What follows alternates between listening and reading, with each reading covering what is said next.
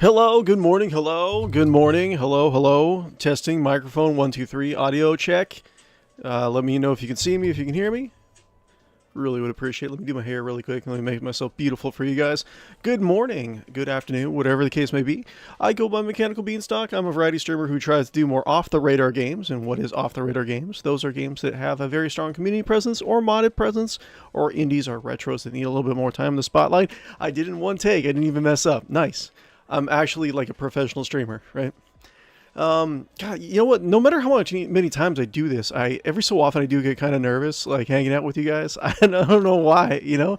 I don't know if it actually comes off at all, but I don't know, like deep down, it's just like that lizard brain part of your mind that just like it says like, oh my God, like, you know, is something going to happen? Is something bad? You know, not something bad, but just like, I don't know, anticipation, anxiety. But anyways.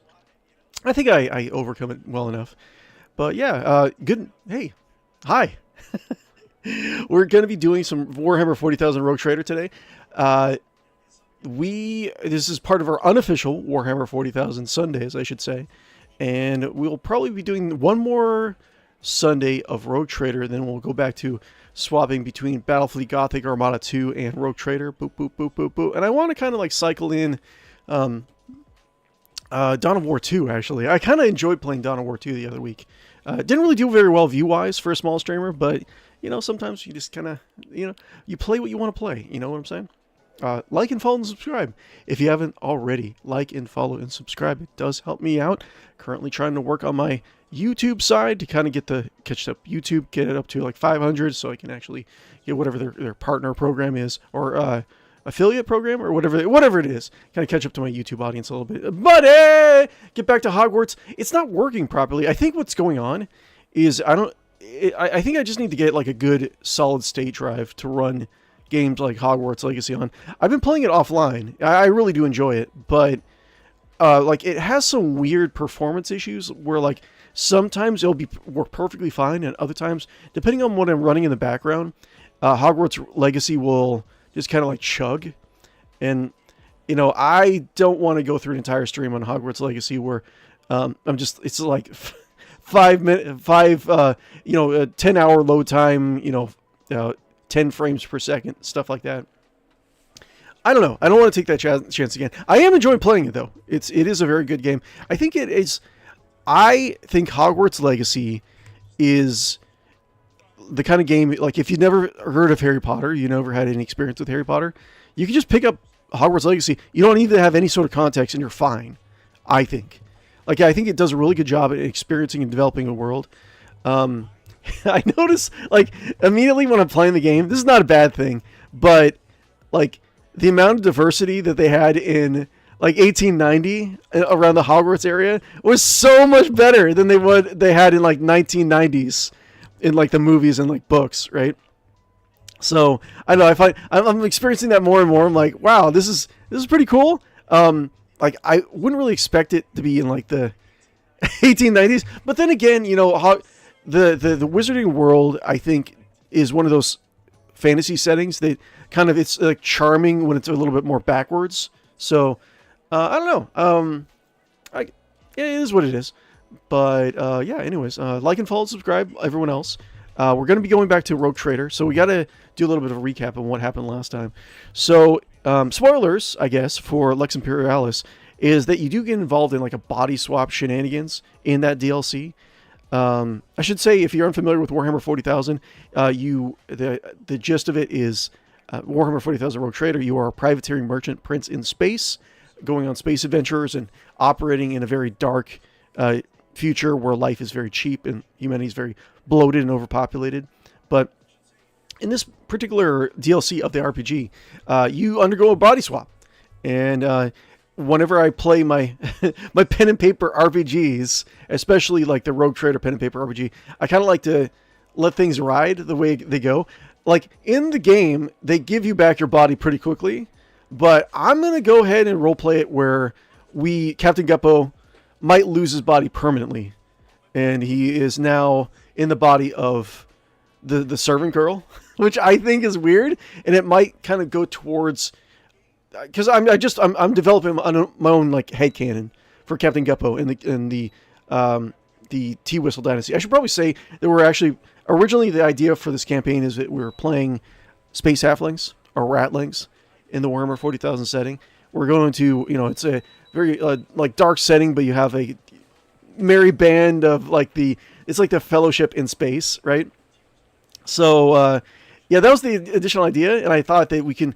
So my first campaign when I played this, it was very kind of, I don't know, a Game of Thrones-esque good guy, but this one is like kind of like a selfish guy who might turn to like the dark side or like evil, right? Follow the chaos, right? Depending on how things go in the plot. And I think this is a good turning point for a storyline like that for Captain Guppo. So let me actually go over. Let me make sure I actually explain what's going on properly, right? So we're back with Captain Guppo. What's going on? Everyone's back. Everyone took off their Warhammer 40,000 Christmas outfits. So we do have a primarily halfling crew. We're actually going to be... It seems like we're really doing like a fellowship, but in space, right? But we have Captain Guppo, who has had his body swapped with that of the handmaiden, right? Unfortunately.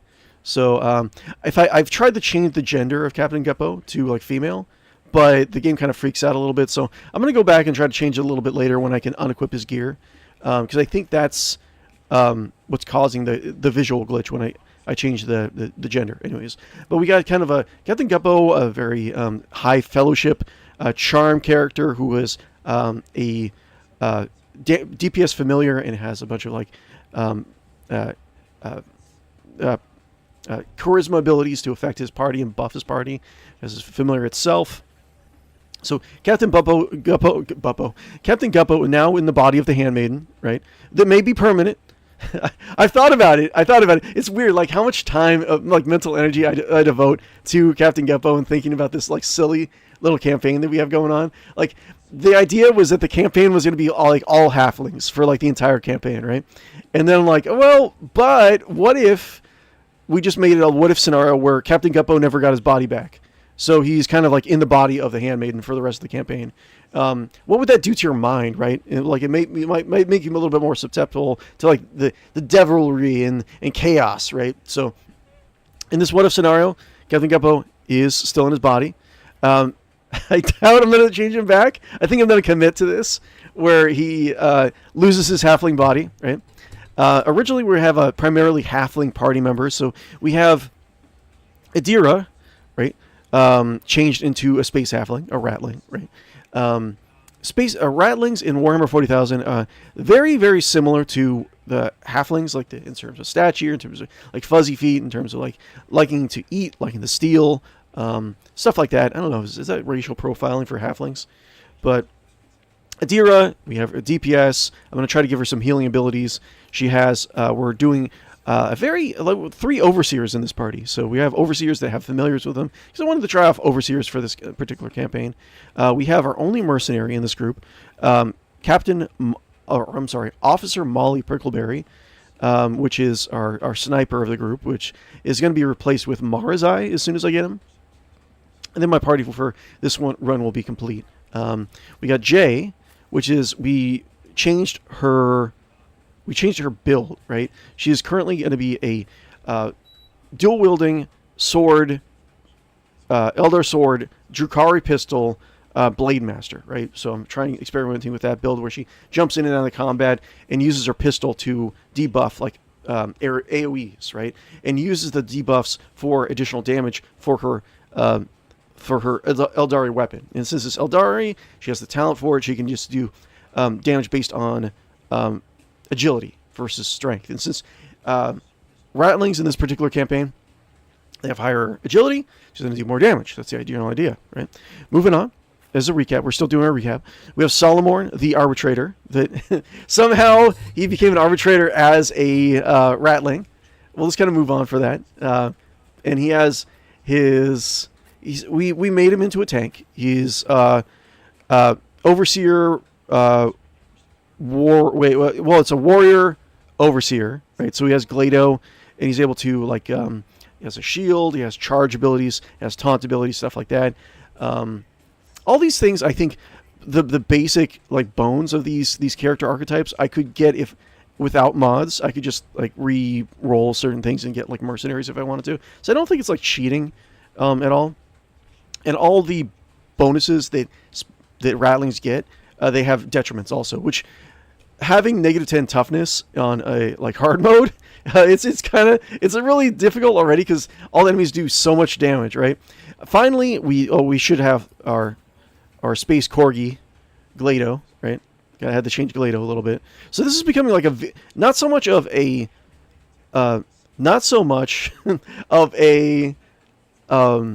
full space halfling party. It's becoming more of a Lord of the Rings fellowship, but in space, right?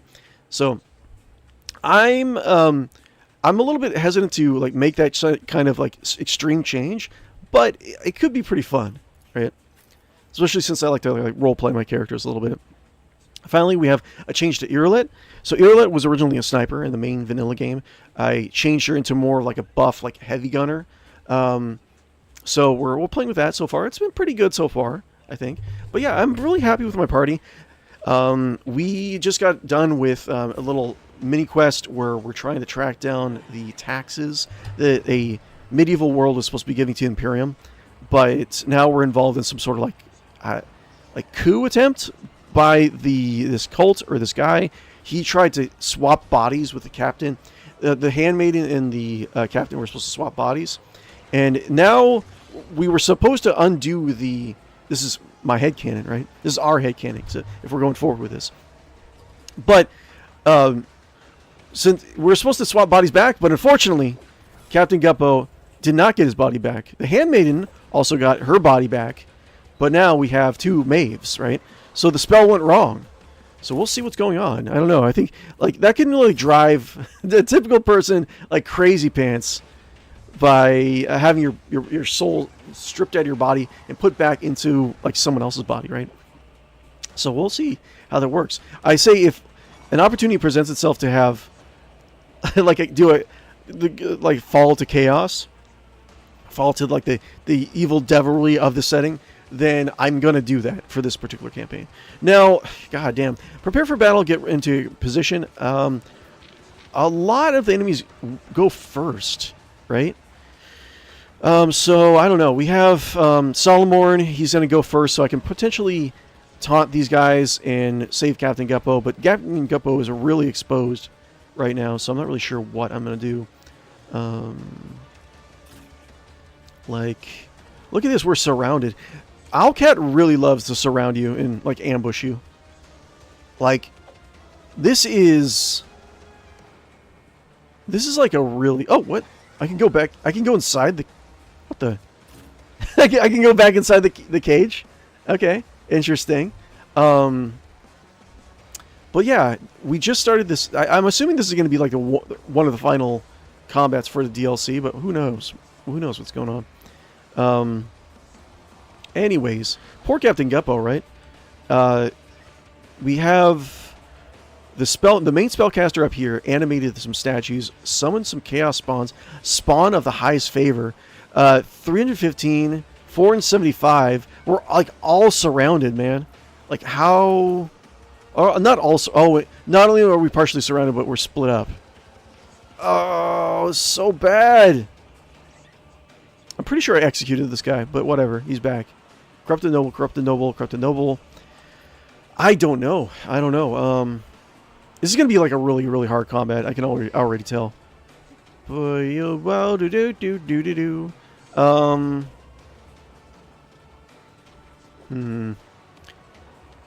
So, well, definitely what we're gonna do for 𝕬𝖆 is that we're gonna try to get all these guys. I can do like this,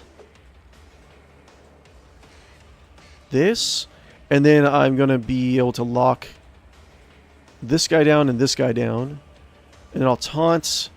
I'll use my taunt right here, and I'll get this guy. I'll probably get these guys, but no one else, right? And I can have 𝕿𝖗𝖆𝖊𝖗.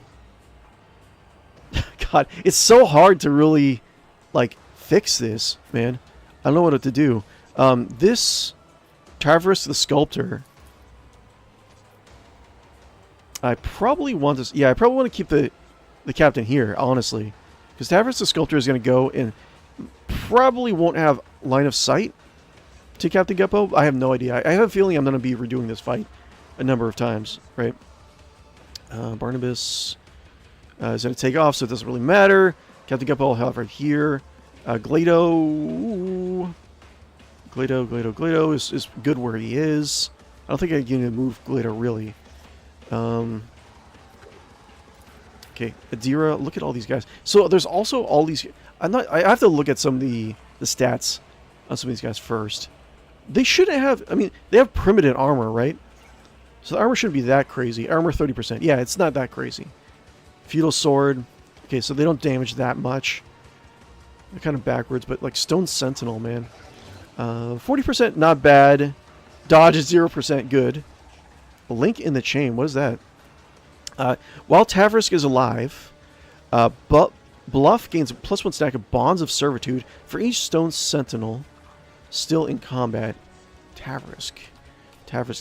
So if I kill Tavros, then I can eliminate the buffs. So that's something I should consider. Bonds of Servitude. While Tavros is alive, Buff gains a +1 stack of Bonds of Servitude. What does that do? Bonds of Servitude. Okay, for each stack. So it has 100% damage reduction while Tavros or the statues are alive. And plus 100% damage dealt, plus 25 hit chance, +1 movement points. Oh my lord, this is going to be so hard. Tissue Explosion. When the target of this ability dies... When the target of this ability dies, it explodes, dealing 30-35 impact damage. I'm assuming that means he explodes, not like he can make us explode, right? Who knows? Dark Blessing. This creature gives immunity to the horrors of the warp. That's fine. Corrupted Psyker. So this guy's gonna be a monster. His hit point total is not that crazy, but let's see here. Cool. Oh, he has a sniper rifle. He has a interesting sniper rifle boss. Okay. At gunpoint, what does that do? At gunpoint, the last creature that dealt damage to Bluff, the Stone Sentinels or Tarvisk becomes Bluff's. The last creature that dealt damage to Bluff, the Stone Sentinels or Tarvisk becomes Bluff's priority target. If the creature is unconscious, a random enemy becomes his priority target. Okay, interesting. Ritual Focus. Once Bluff is killed, all the Stone Sentinels are destroyed. That's not bad, but I think I have to kill. I have to kill this guy. Like these guys are not that bad. I mean, like, well, yeah, 51. Like all the nobles and guards are pretty much not that crazy. Yeah, they're all really weak. Corrupted Guard really weak, but it's just the Stone Sentinels and the spawns, man. That's not a high hit point total for spawns. Natural armor. The creature's armor depends on the amount of its wounds. If you have more than 70% of its wounds, it has 50%, 55% armor. If you have 70, 40% wounds, it has 40% armor. Okay, interesting. Bestial Rage. Bestial Rage is pretty crazy, I think, doesn't it? Bestial Rage. Pretty yeah. Yeah, I think I hear myself. For a second, I thought my microphone cut off.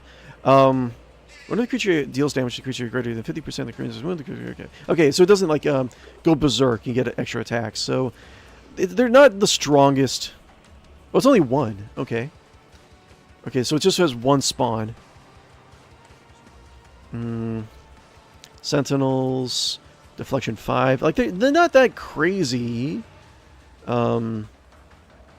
Gargantuan Strength. What's that? The target of this attack must pass an agility resistance test with a 20% penalty or become immobilized. Okay, so he stun attacks. They're not that crazy, but it's just like the layout of this field is going to be pretty bad. All my other party members are going to have to run across the field in order to get to this guy.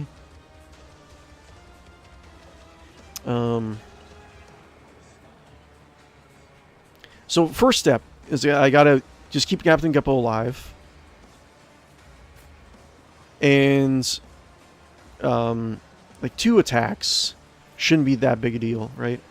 Stone Sentinel is already down there. He's probably gonna make it to Adira, so I have to move these guys down. It's really tough. Oh, one thing I should say is that we're going to be talking about Warhammer 40,000 lore and some of the pen and paper RPGs. For the last couple weeks or so, I've been trying to plan out my Dark Heresy character that I'm going to be playing when we actually move on to the Dark Heresy PC RPG. So I was thinking about doing like a 𝕽𝖶𝖌𝖚𝖊𝖊 Inquisitor. That's like a kind of a certain philosophy of Inquisitor lore, but we can talk about that a little bit. Let's see here. Let's figure out what we're gonna. Okay, so this tanks are gonna like lock this down. This guy is gonna start running. Actually, you know what? Hold on. Spawn of the Highest Favorite. I need to move all these guys to the right for the most part. So spawn. Okay, so Solomon is gonna go first. Or the earliest, right? Spawn, Corrupted Guard, it doesn't really matter too much.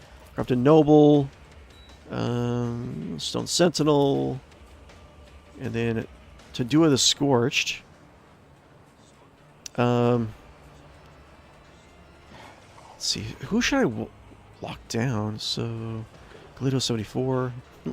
My wounds are so bad, because all my guys are like really small and like stringy. Go here. I think for now, I gotta have a game plan in order to get this guy. I could kill. See, if I start attacking anyone else, he'll target the person that already targeted it, right? So, whoa. Okay, Bonds of Servitude. So yeah, he has for each stack. So he doesn't take any damage for the stupid ritual. Why can't I have this ritual? So he targets whoever attacked the statues or the caster. I need to get to the caster. It sounds like that's the best thing to do, but I'm like so far away, right? I think I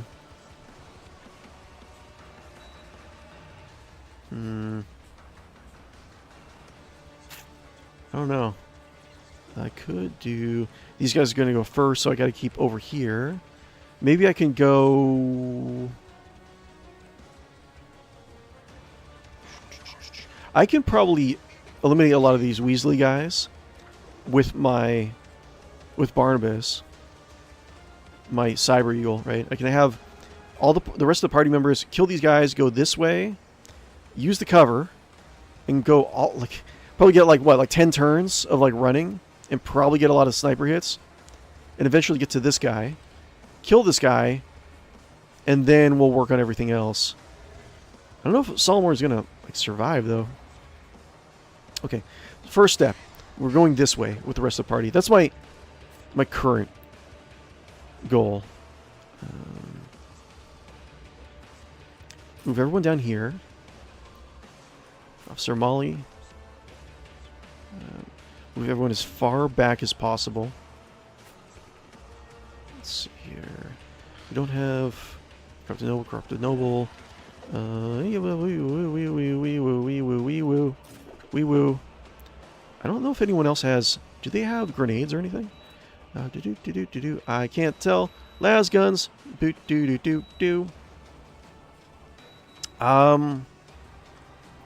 think that's as good as I'm gonna get. Risk.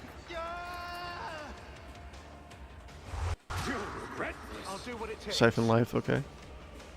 Okay, well that's fine. He's gonna run away. Okay, save. Wait.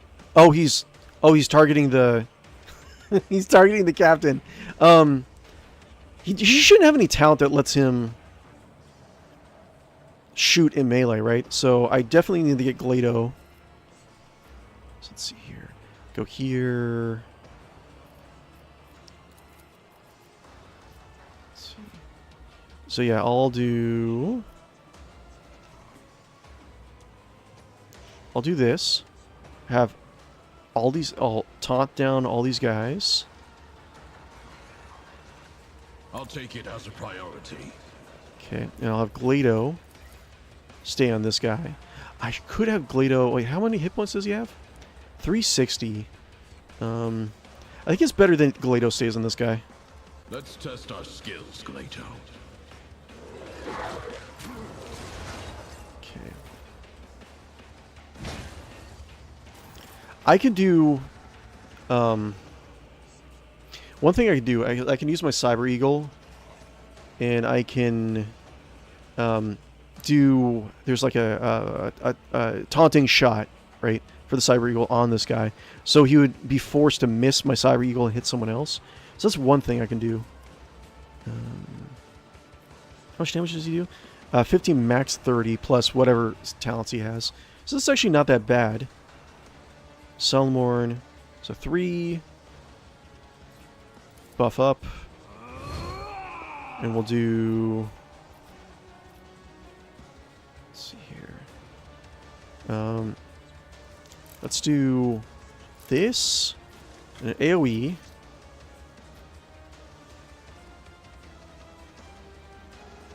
Yes. Understood. Not my best. Okay. And get out your...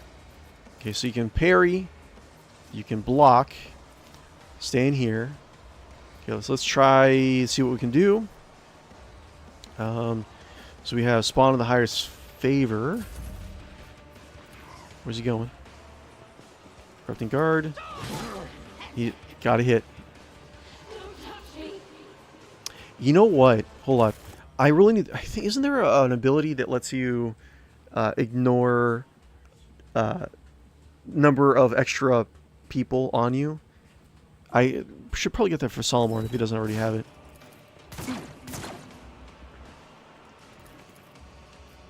At least he's kind of slow. Good dodge, nice. Oh, he has 2 attacks. Okay, not fun. Okay, so... We got Adira, then we have Captain Guppo in the Handmaiden's body. Like, each round is going to be kind of an issue. Okay. Stone Sentinel's going this way. Let's do... this.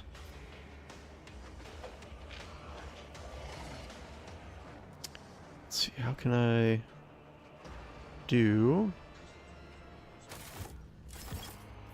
Let's see, Captain Guppo, and then we have Corrupted Guard is going to go next. Stone Sentinel, that's fine. Corrupted Noble, Stone Sentinel, so Corrupted Guard. Got to deal with that. So I can... So 4. So I think... It's like, he's going to get a free hit in no matter what. I want to do a buff. Oh, it's already, like, the Veil's already maxed out. Oh, lordy lord.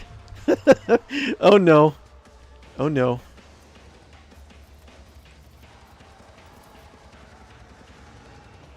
Yes. That. Hard arm is fine. Relocate. Oh, wait. Okay, not relocate yet. Let's do boop. And then we'll do boop. Wait, why? What's blocking your line of sight? What's going on? No line of sight. Sure.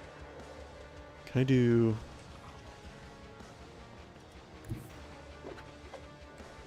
No line of sight.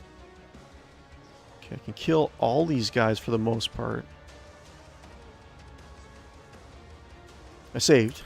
Just in case I perils. Okay, now I'm really riled up. No. Let's load. Let's load. Saves coming. I need to do a campaign where I don't save scum as much. But like this, like I'm just really unlucky with a lot of these rolls.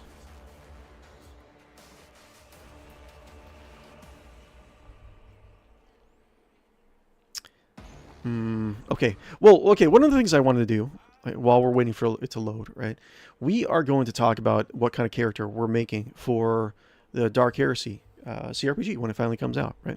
So, as a recap, what we decided so far, we're looking at the Radicals Handbook in the full screen. We're looking at 𝕽𝖶𝖊𝖊𝖃, right? So 𝕽𝖶𝖊𝖃, essentially what they are, it's a radical section of the. It didn't specifically say Order Hereticus, but Order Hereticus, the faction of the Inquisition that polices more the internal society of the Imperium, right? Anyways, the 𝕽𝖶𝖊𝖃s believe that they kind of incite conflict to make the Imperium grow from the chaos, lower sea chaos, right? Like might makes right. You start a war, so the people that survive the war will actually be stronger for it. That's what they believe in. So I thought that would be a very interesting character concept to really take. Another character concept that I actually had for a character for Dark Heresy was to have the idea that he's like one of a series of clones, right? I thought it would be kind of, I don't know, I don't really have a, I don't, that character idea, I don't really have much more I don't really have it more in mind of that, right? Aside, there's probably other things I could say or like plan out to make that character like really interesting. Since, I mean, it's just also it's like he has clones. The end. That's only. But the idea that he's a 𝕽𝖶𝖊𝖃 like philosophy, that seems pretty interesting to me, right? So another thing is that I thought that we're talking about aesthetically, like what could he look like? And I was thinking. Like I pictured like a kind of like an inquisitorial like conchial hat, like a monk, right? So let's see here, go back, something like this, right? But like 40K style, right? And then when I was thinking about that, I was thinking about, well, maybe he could be kind of like almost like a monk type guy. So let's see here, let's do. I don't want to if I generate any images, I try not to use. I only try to use like fair use stuff or stuff that's already being used for the IP in question that I'm using. So like if someone, if there's an artist that put out his art style into like Rogue Trader, I try to use his art style in order to generate the character concept. I don't think that's that big a deal, especially since I'm not really making any money off of it. But plus, it makes it like a little bit more interesting when we're actually playing the game. We're playing. You're playing this along with me, right? But I do want to do a Google search in order to kind of get the creative juices flowing, right? So let's see, do like maybe like diesel punk, monk.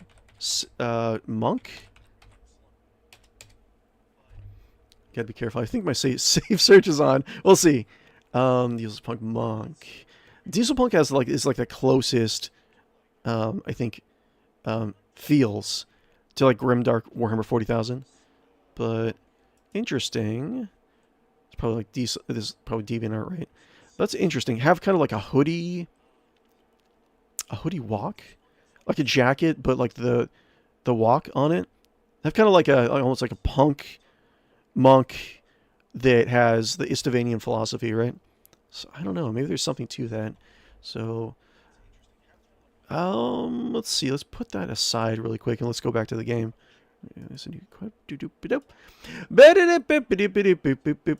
Thank you. So, like kind of like a diesel punk, like monk with a conchial hat. Maybe like and like each of the variants of his clones could have like something slightly different to him, right? Maybe like a little barcode on his forehead. That'll be really interesting. We should check that out. Anyways, Adira. Endearing Adira. Let's see. Let's do this. Definitely want to do that. And Try not to get yourself killed.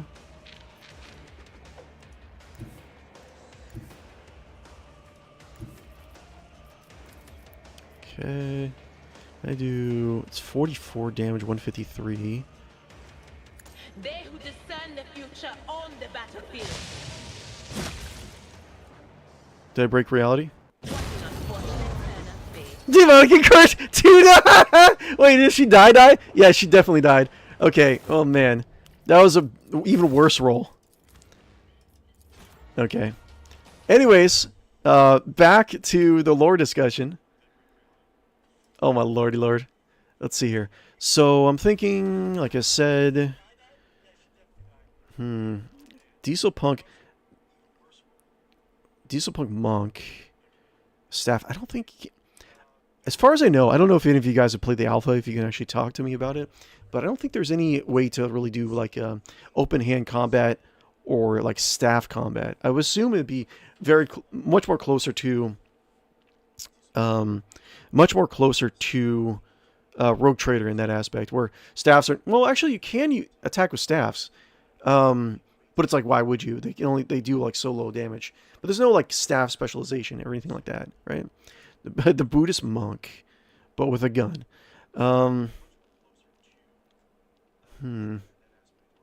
I kind of like the idea of having kind of a coat. This is definitely AI. Having a kind of coat is aesthetic. So coat and a walk. I don't know if my character should be a psyker.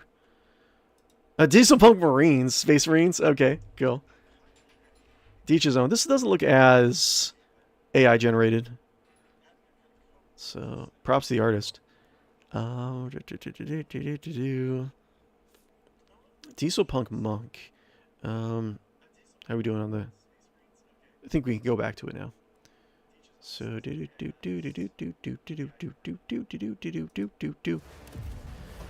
Hiya. Okay. I would like to save some scum so much. However, like, I'm going to be at a disadvantage with his entire combat, and I think overall it's a better use of our time to try to just power through a lot of this stuff and save scum. Cover me. Perils of the... Okay, that's not... Earth Perils, what? What do we got? We do anything weird? No, we're fine. Okay. Oh, and he got knocked down, too. Good for you. I think I'll save. Because he's going to be getting up soon anyways. So do that. 3... Yeah, I can still move for some reason. I don't know why. But I should do boop. Or should I do... Hold up. Should I do...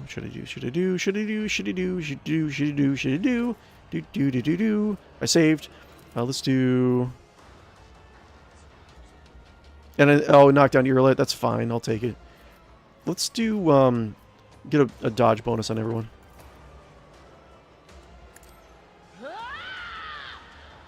Dodge bonus. Because any buffs I can get will be greatly, greatly appreciated. Let's see here. So, got 2 pips. We want to run as far away as we can from all this. Can I do... Who's going next? Let's see. Corrupted Guard. Corrupted Guard. Corrupted Guard. Corrupted Noble. I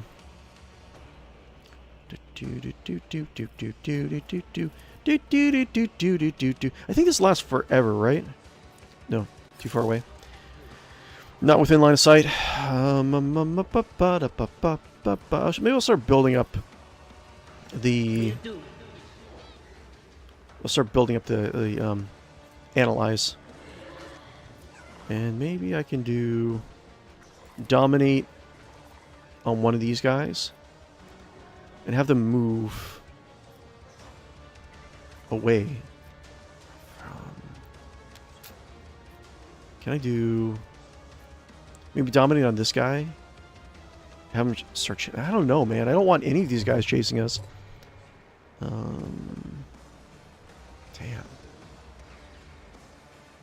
Man. You know what I can try to do is dominate. Yeah, I can try to dominate this guy and have him. He's always going to be near 𝕿𝖗𝖆, and hopefully he doesn't have any melee, any way to like fire a sniper rifle in melee. So he'll always be running towards us. 𝕿𝖗𝖆 will always be on him, so he won't be able to do anything, and kind of take him out of the combat for the most part. I don't know if that would be the good way to do dominate. And try to dominate this guy. But then he might go this way in order to get around to us.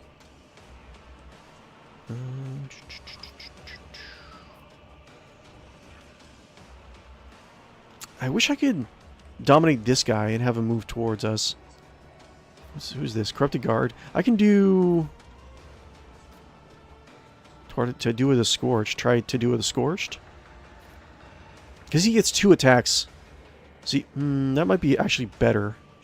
To do with a Scorch, and I don't think he has any buffs or anything that affects anyone else. And I could probably... I'm going to try it. I'm going to try it. These guys, I kind of want them on 𝕿𝖗𝖆𝖊𝖗 for the most part. God, he's probably going to die. To do a Scorch, I'm going to try it. Dominate. Did he get it? He did not. That's fine. Whatever. I'll just keep on moving. What is this foreboding? So we're going to go this way. Go all the way around. Dogpile on this guy. And hopefully... probably not. But hopefully 𝕿𝖗𝖆𝖊𝖗 will be able to handle himself. But probably, most likely not. Okay. Boop. And Captain Guppo. I don't even know how to get Captain Guppo out of this. Look at this. Look at this shit. Man. God damn. Captain Guppo, man. Wait. Can I do this? If I use this on 𝕿𝖗𝖆𝖊𝖗, he'll just stand up, right? So just do this on 𝕿𝖗𝖆𝖗. Not a problem for me. And then do this. Oh, he can't? Not my specialty. Target can't act. Okay, whatever. God damn. Then... Oh, we still have plenty of guys to go through, too. This is going to be a really hard fight. I wonder if I'm even going to be able to do this in, like, one stream. So... Can I do anything else? I don't think I can even reach anyone, can I? No, I can't.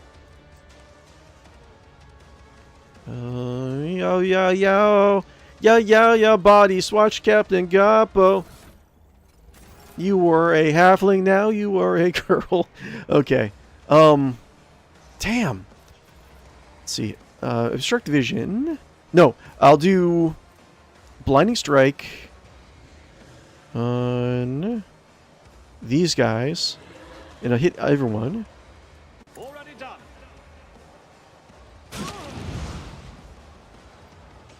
Okay, and then I can do.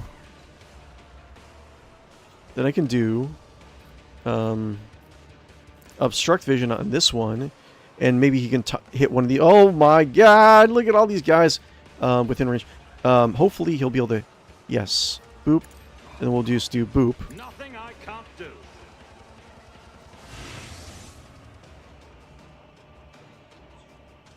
What's happening? Why can't he? What? Why can't he? He's not obstructing vision?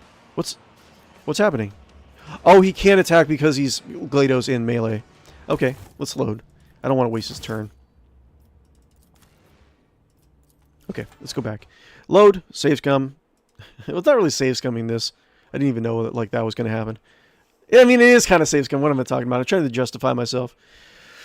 Okay, so character-wise, what do we have? We have kind of like the jacket. We got a conceal hats.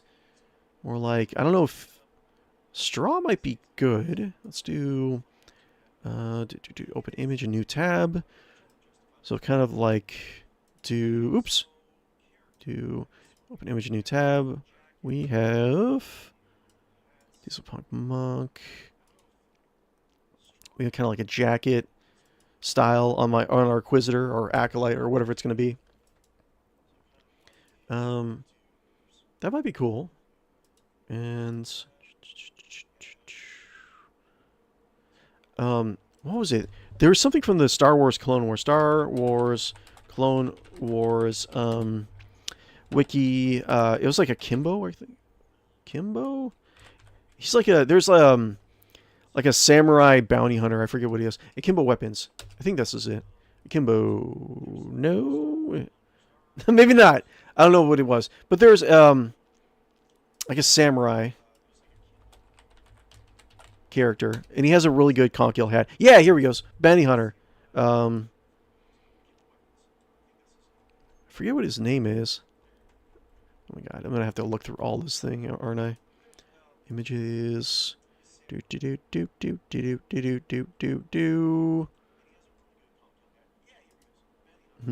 This guy, but like I don't know if you can actually see it if the window's like too small for you guys, but like that kind of like hat for our Inquisitor, that sounds pretty good. It's under images. We'll go back to the game in a second. I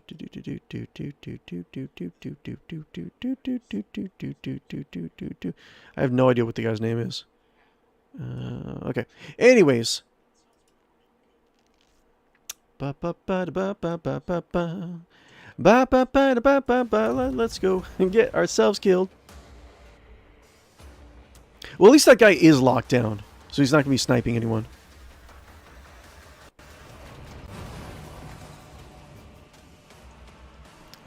And who did I try to do? I tried to do dominates on. Try to dominate on to do with a scorched, right? Yeah. Will do. Okay, wait. Okay, so he is dominated now. He should be. So dominate. Much better roll a negative penalty on the next turn. They'll spend all their movement points and move as close as possible towards the psyker. But we're just going to keep our distance. At the end of the turn, the target must make a willpower test resistance test again, otherwise they remain under this effect. That's fine. Save.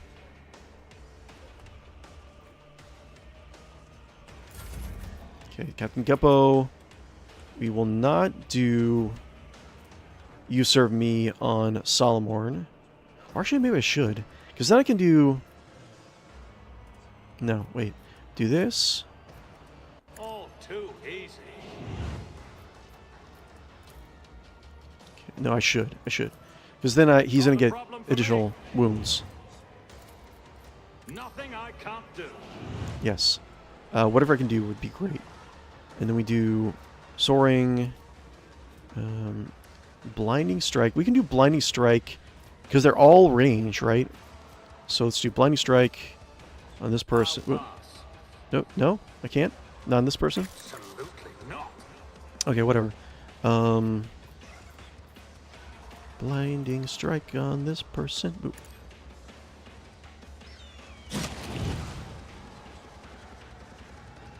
Blinding Strike. We can do Obscuring Strike.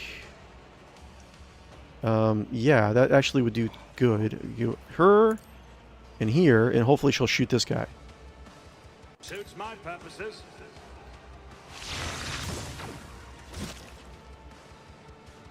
Okay. They're almost dead.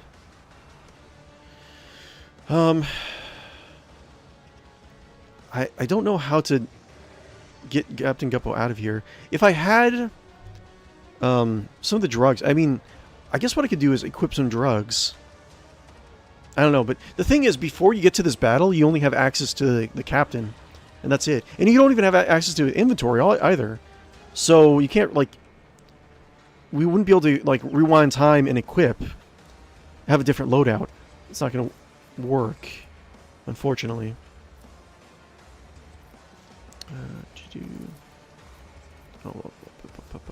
I'm thinking do boop and then boop. Can I hit both of them? How about do strafe? I can only get one. I don't know why. It's really annoying. Do do do do do do do do. Like I can't hit both. So annoying. Maybe we can do strafe here and then hit this guy, or hit. Do this, and then right here. Can I hit both? Why is it not? I can't. No. I can only hit one. Like that's looks like almost like a perfect line of sight to me, but whatever. Or perfect like, angle, whatever, direction, perfect line. How about do strafe here to here? It's got to be right. It shouldn't. Yeah, you shouldn't attack Solomorn, I don't think. All too easy. There we go. Cool. One less guy to worry about. We do that's, and yes, that's fine. Problem for me. Cool. Was your biggest mistake. Blood red, sickle of the moon. Will you grant me one last boon? Shadow whispers, fair and true. Death is coming after you. Cool. Good, cool story, bro. Who can I shoot? Do do do do do. Who can I shoot? Who's next? Corrupted guard. He's knocked down, so he's gonna stand up, lose his turn. Stone Sentinel. He's gonna kill Captain Guppo. No, he's taunted. He should be taunted, right? Yeah, he's taunted. So, Stone Sentinel. Captain Noble is gonna go. Stone Sentinel is gonna go. He is definitely. He is definitely free to kill Captain Guppo. Where can I go? There's nothing really I can do, really. How about, try to kill this guy. Good luck, Captain Guppo.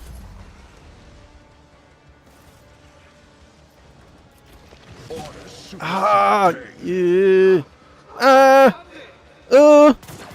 What? Time to regroup.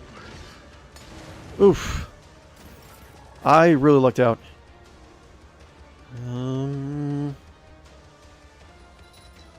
Like, I don't... Oof. Solomon's just... I'm not even, like... I only have one person up the stairs. Like, I'm not really sure how to do this, man. This is going to be so hard. Like, it's going to really start to... Once Solomon goes down, it's really going to start being apparent that I am outclassed in this fight.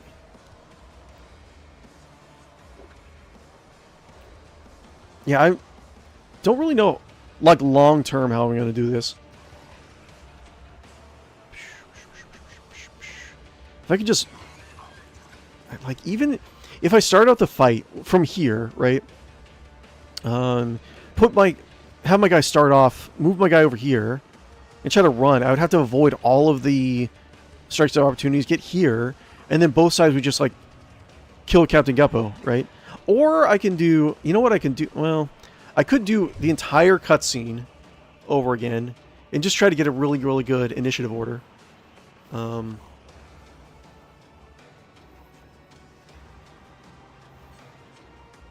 I mean, I don't know.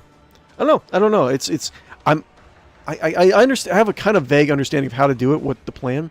You go up here and just try to get to this guy as soon as possible. But even that might not be good, because I can. Maybe I should, like, change my tactic. Sentinel. I can do, just focus down on one of the Sentinels. I'll have 𝕿𝖗𝖆𝖊𝖊 on this guy, so he can't even, like... It's not even going to matter that he can't target anything. Kill the Sentinels. And then... just kill this guy. Because otherwise I'm going to be having to run across the entire battlefield. This is probably... Okay, what I'll do is I'll just do my original plan. I'll run up the stairs, run on my guys all the way around here. It's going to take way too long. I'm probably not going to make it, though. So I'm probably going to have to start the combat over. And we'll just focus on the Sentinels. And just get this guy pinned down so he can't shoot. Okay, who is Cover the guard. I think we're going to be ignoring a lot of these guys. You are going to be a problem, aren't you? Okay. So do that.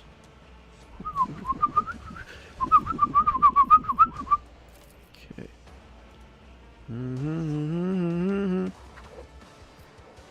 Can I run all the way down here? Wait, what's happening? Yeah, run all the way here. What are you doing? And then start shooting this guy. Or I could just shoot this guy. Get him out permanently. Let's see here. Reckless rush. Do this. Surefire plan. Just run. Get a couple shots on this guy. Take him out so he's not, chasing us. Let's see. So, doop-a-doo. Actions will speak louder than words. And do this. Get more stacks of the Arms Master bonus. Boop.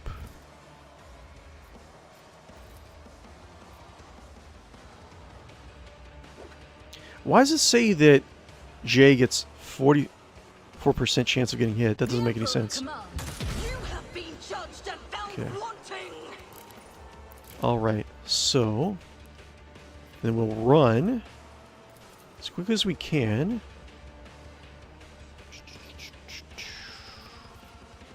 Yes. Reckless rush. We can go all the way here. We can go actually pretty far. Go like here for now. My enemies shall be crushed like dust beneath my feet. She's pretty fast. I am your doom. Out of my way!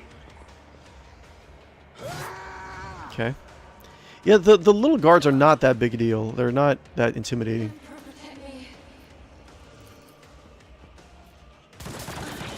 My passions have saved me. Okay. I've never felt Nope. like Nope. Alright. Heal, most definitely. Kind of tough. Let's see. Boop. And heal. Relax, I've seen far worse injuries. just in time. And I can do this. I got 3 shots. Or I can do, hold up. Oh, she is lots of stuff here. Do this. And then do, can I get him from there? No? What's the, can I do this? That 26% chance they hit?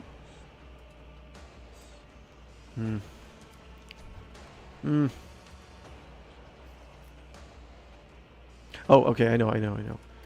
This, I can just do, boop, boo, doo, doo. 15% chance I can, it should be fine. 70, because I'm going to try to pin him down. I'll slow him. 17% chance, still good. How far can I go? Can I get this? No. So let's do like that. Can I get him? 17%. That's fine. I'll take it. I'll do a run and gun. Or should I do... I could probably go here. Get this... slow this guy. And then chop this guy up. And then jump. That's probably what I'll do. So let's do... Boop. Living the edge. Mobilize. Ooh, I think that's not what I wanted to do. That's fine. That's not fine, actually. That's definitely not what I wanted to do. Okay, so let's do... Boo. You got a problem. That's, I've got a that's definitely not what I wanted to do. I messed up. Boop. Am I getting paid for this? Nope. That's definitely not what I wanted to do. I messed up. Okay. Hi, hi, hi, hi.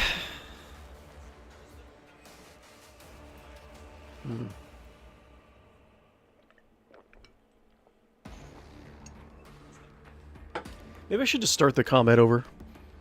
Because I don't have a lot of confidence that I'm going to be able to get all the way through it. Because I'm doing really well at the other end of the... As soon as 𝕬𝖆 goes down, I'm going to have a huge problem. So I'm not going to be able to weigh down all those other statues and whatnot. So I don't know if I'm doing all this. I'm just going to be wasting time.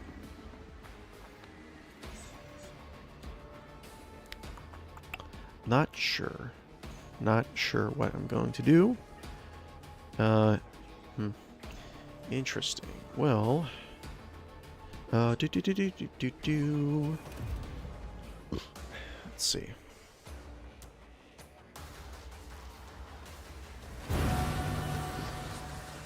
Okay, we did have J. Nice, nice, nice, nice, nice.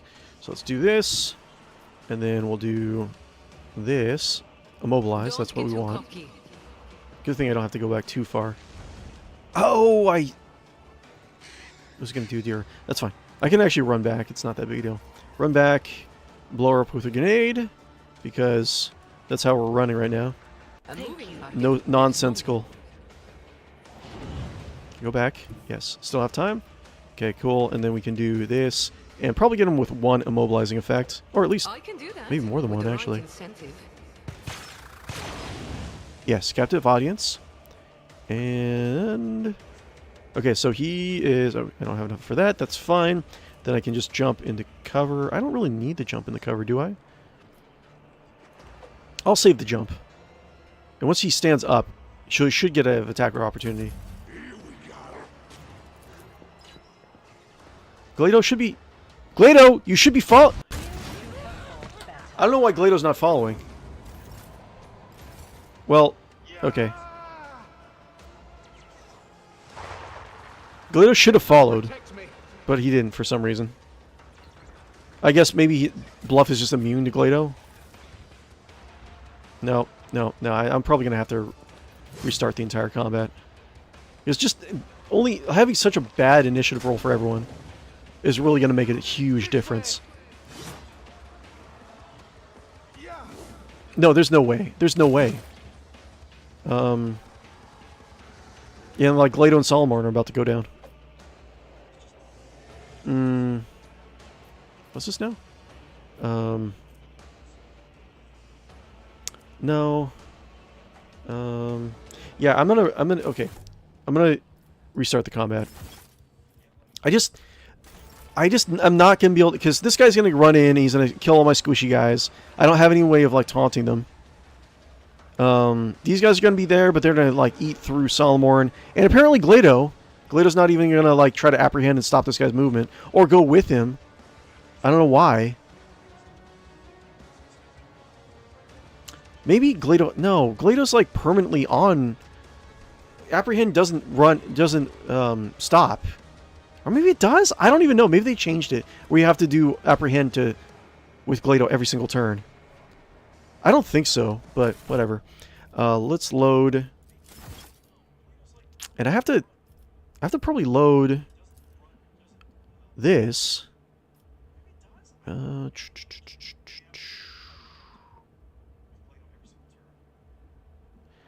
gonna load this. I'm gonna see if I can get a better initiative. I have another save right at the beginning of the fight with my loadout how I wanted it before. I can't change the loadout. I think all my guys have grenades and med kits and stuff like that, so that's not that big a deal. But your problem with this save slot is that I'm gonna have to go and change the I'm gonna have to change the appearance of, like, all the, like, the captain and all those people again. But we'll see. I'll see if I can get a really good I'll load a couple times, and I'll see if I can get a really good initiative order. And if not, then I'll just load up the save file that I have at the beginning of the fight. And we'll change our tactic to we're just going to kill the statues.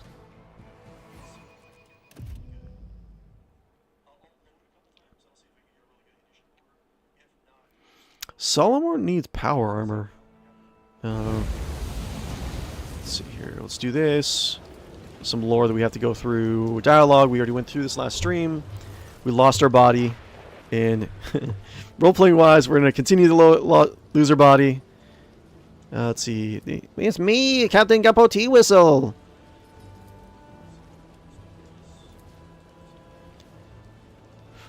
Okay. A couple times. I might get even like a worse initiative order, but we'll see.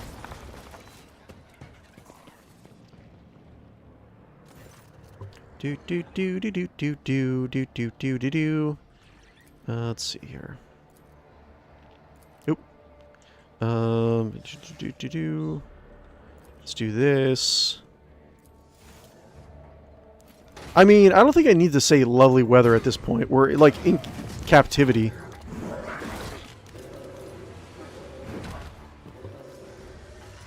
There's never been a better time to like just kick open your cell door. This is a pretty hardcore like cutscene actually.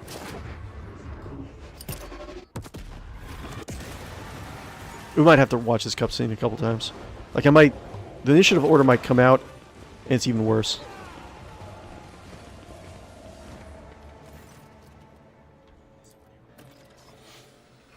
Well done, Solomon. Any last words? My body! My precious body!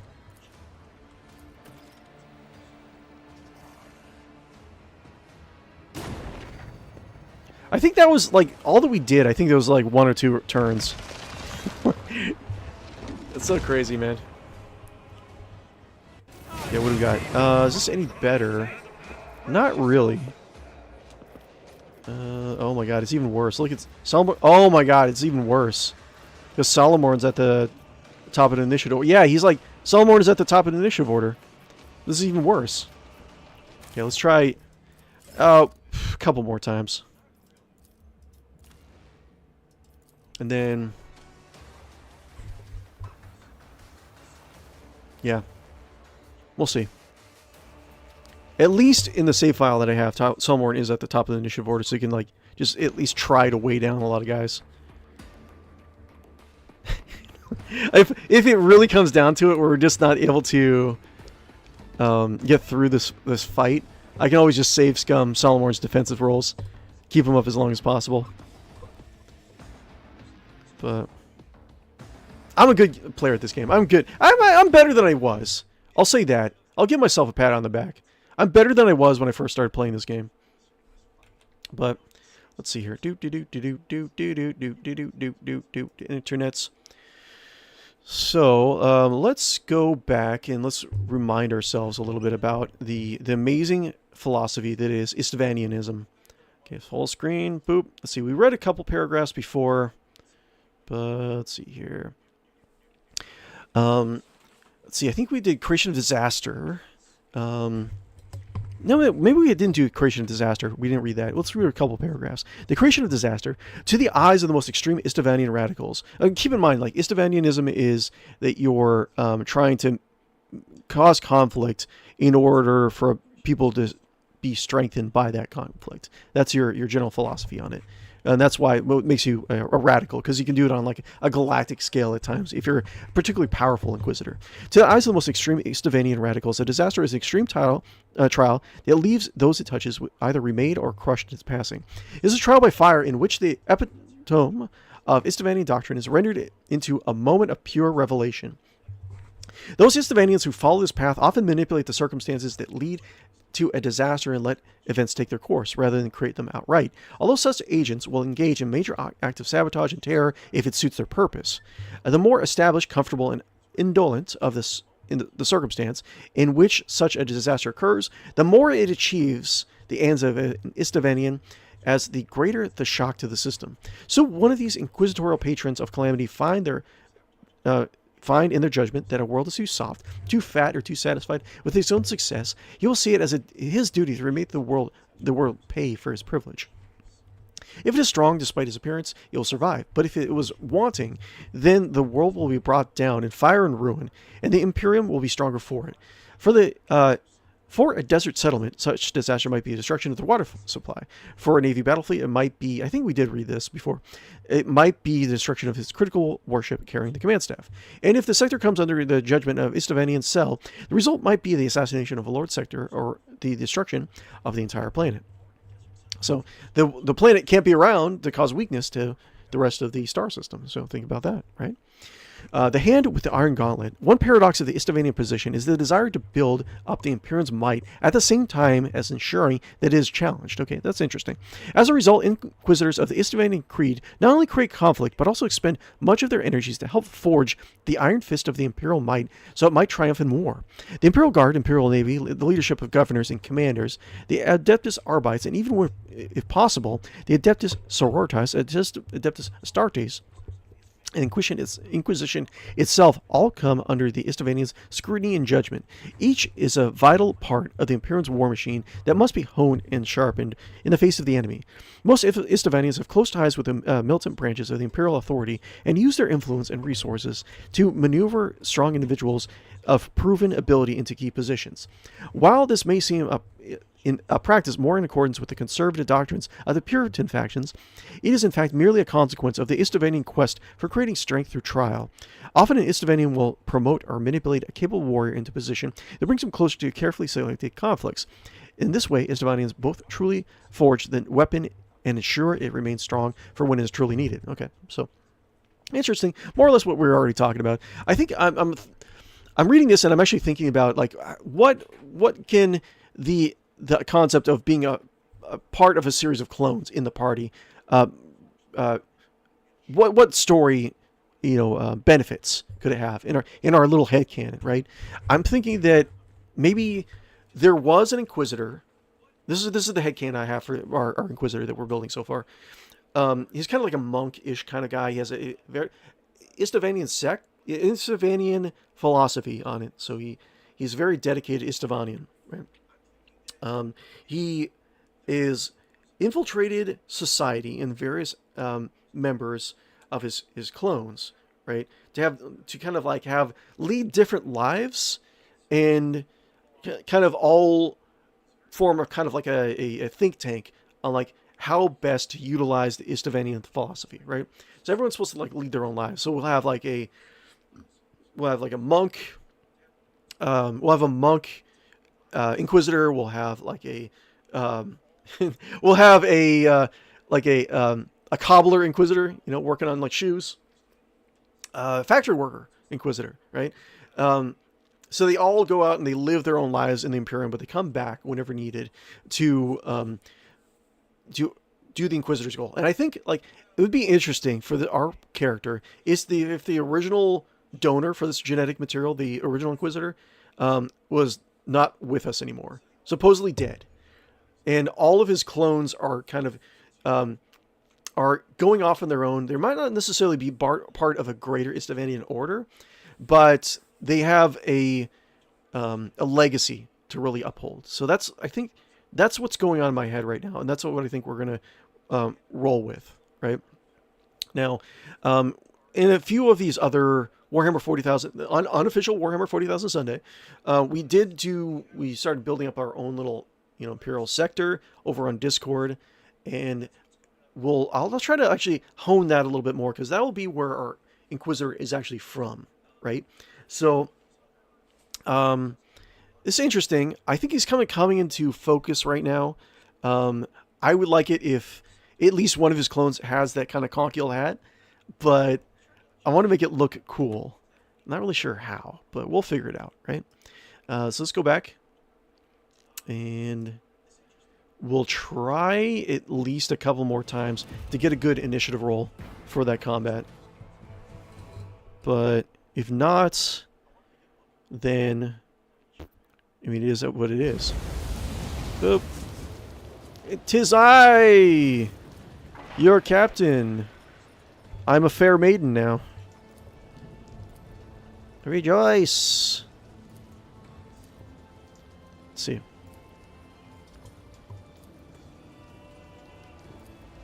Okay. Cutscene again. That's fine. We'll do it. Hope you guys are doing okay. Guys, if you haven't already, be sure to like and follow and subscribe on YouTube and Twitch. It really does help me out. Trying to get to 500 subs over on YouTube to kind of catch up with my Twitch audience. So if you can help me out, if you want to hang out. I like hanging out with you guys, so hang out with us whenever possible. I try to stream Wednesday, Thursday night, Saturday, Sunday morning so far, but we might experiment a little bit more with... we'll probably experiment a little bit more with schedule times. This year, in 2026.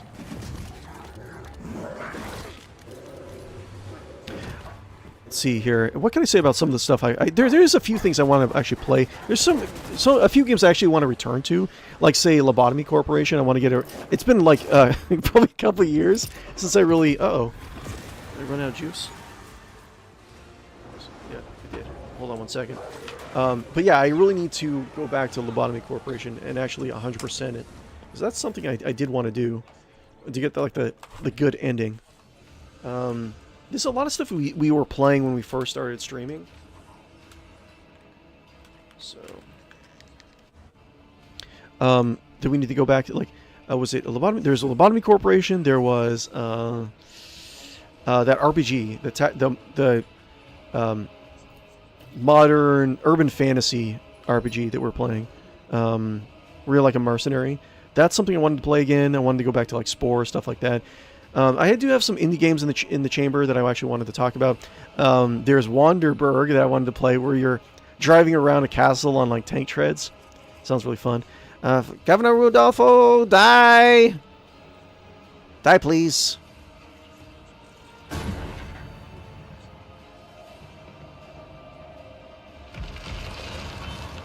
Yeah, that's really hard. But... Ooh, he got first in the initiative order, too.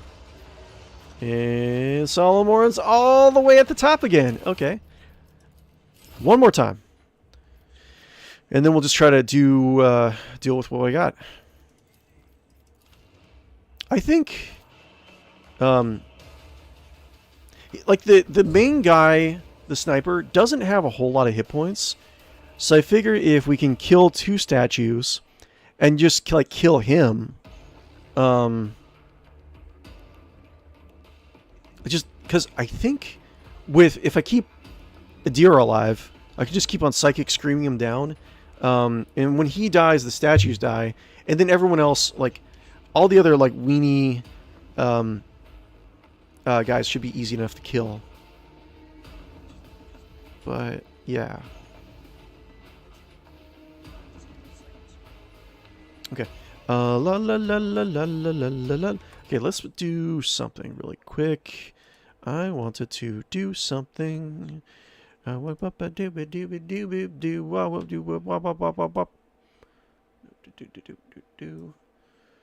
see here. Have a little bit of time to do. Let's see here. So what do we say? A Warhammer 40,000. Let's try to generate like a couple character concepts for our acolyte, our Inquisitor in Dark Heresy, the cRPG, right?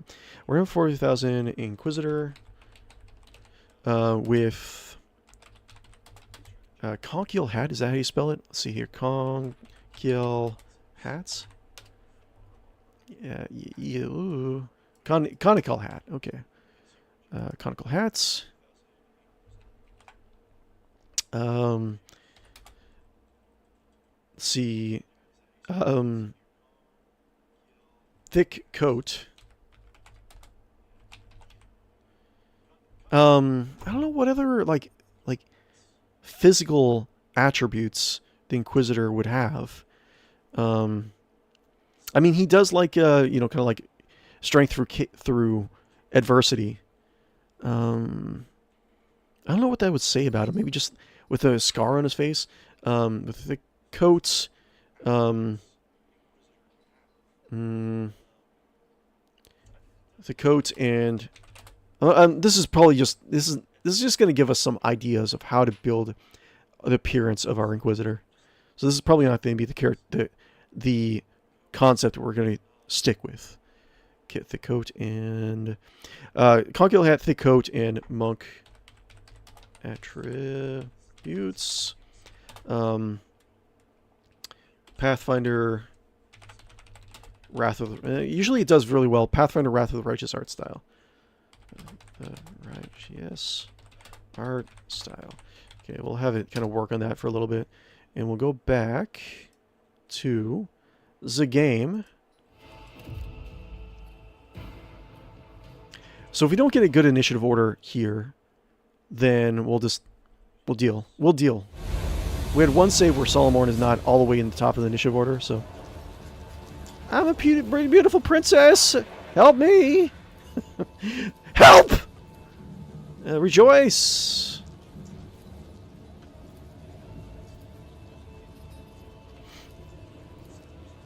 Okay. 𝕿𝖵𝖊𝖃 is the finest assassin in Bloodspun Web. We actually have to do a lot of the Gene Stealer quest line.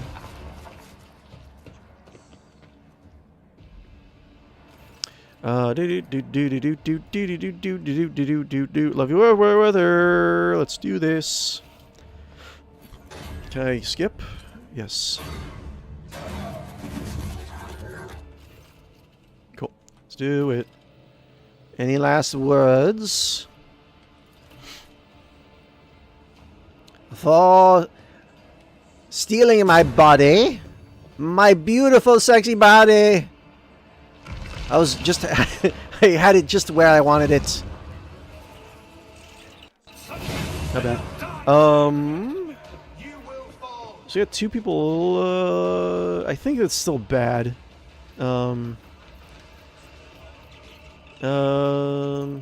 Tavern's Sculptor, because I still can't get... like, Guppo, man. I can get Guppo here. But... Tavern's Sculptor is probably going to hit him once. And then... the Stone Sentinel are just going to kill him. Yeah, 𝕿𝖵𝖊𝖃's not even close. Stone Sentinel, Corrupted Guard. So yeah, it's not... no. No. Yeah, this is not going to work. Let's load. And we'll just deal.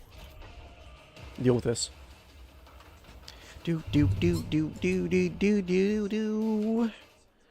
Okay, and let's go back here. Let's see what the image generator actually came up with.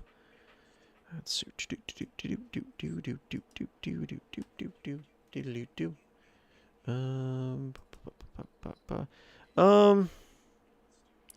This is not, I mean, it's not really what I was thinking of, but kind of came up with this. Hold on one second.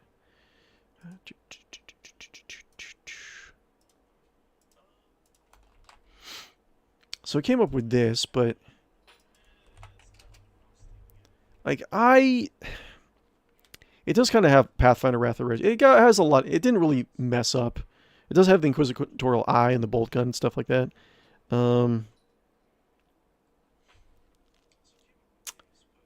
Let's see here.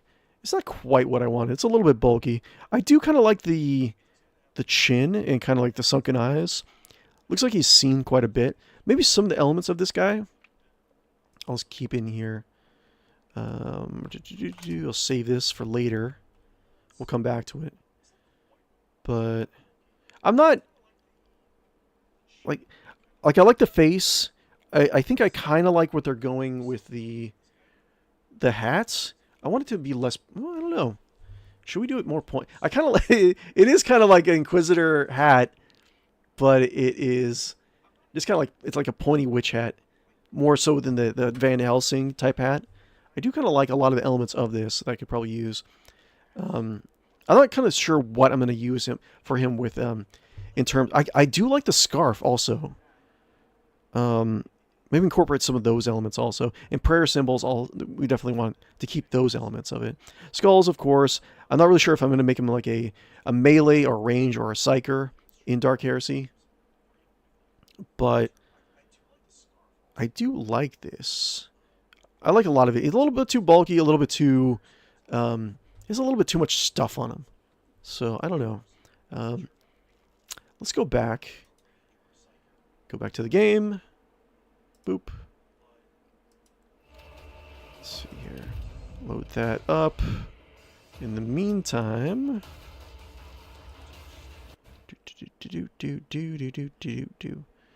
let's see. Remove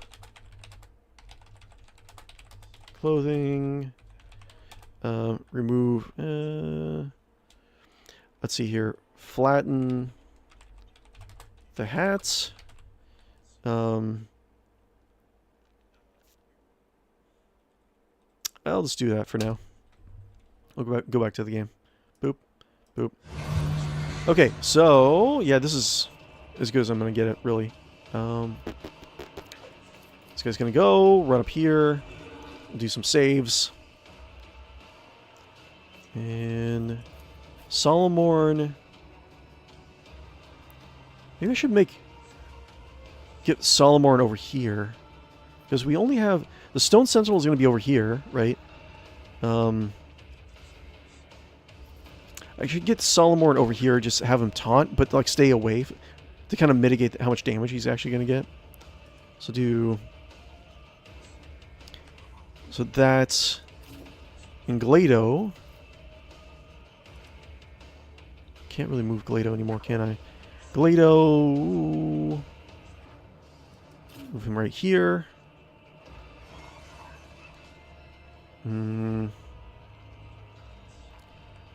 So he snipes whoever attacked the statues, right? Bonds of servitude. At gunpoint. Last creatures that dealt damage to Bluff. The Stone Sentinels are Tavris, becomes Bluff's primary target.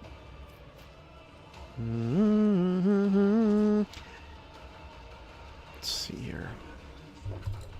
How am I going to do this? Stone Sentinel is down here. You can't really make it to those guys. Let's move these guys back to where they were before.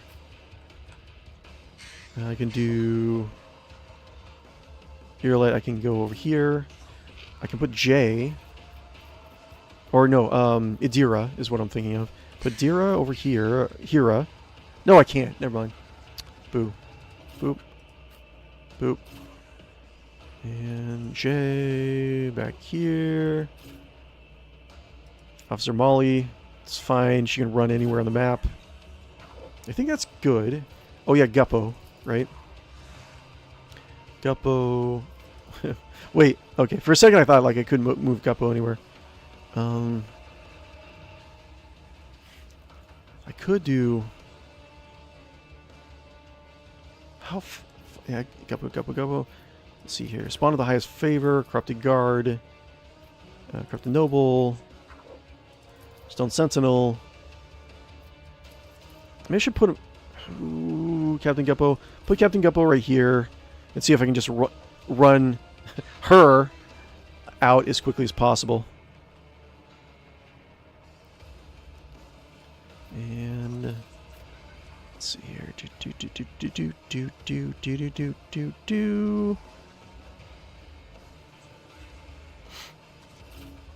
Here. And do like this. And then 𝕿𝖗𝖆𝖊𝖃 can be right here. And we can block the just block the way to Captain Guppo. And see, he should have a fair chance to make it. And we'll still go back around here. We'll use this for our little base of operations. And we'll try to take down the Sentinels. That's going to be our goal. Let's try that.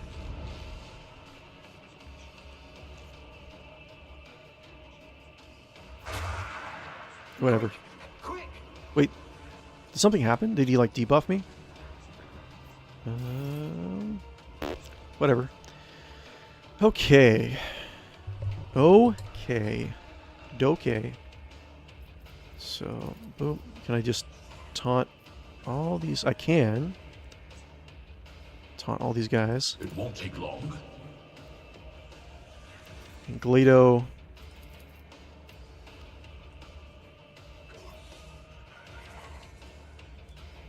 When is he coming up? He's coming up...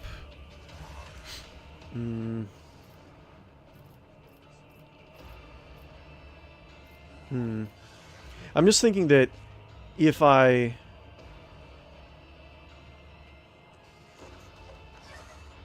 think it's probably better for 𝕿𝖗 to try to pin him down as much as possible.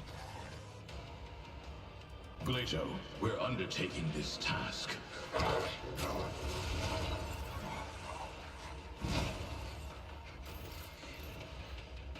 Okay. And then we got some stuff to do. This. I could... Like, I taunted all these guys, right? So I could just run. Run into this guy and pin him also. I might actually do that. Let's see, where is he? Stone Sentinel.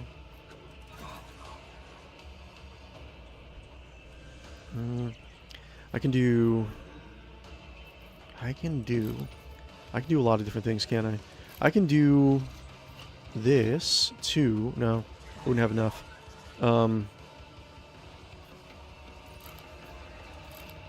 Okay, that's... And charge into this guy? Let's charge into this guy. This is going to end his turn if I do that. Charge into this guy. And then... block. Yes?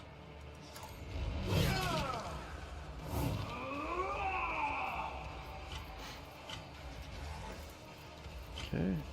See if we can just nail some of these guys. The order is clear. Never mind! Never mind. Okay. Crap. Man. Okay, next levels I really have to just, like, focus on durability on my party. Okay, let's go back. Oh my lordy lord. That was like a fart of a turn, wasn't it? Okay, so...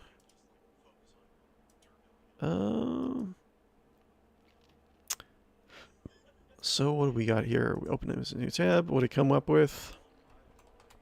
I kind of like the...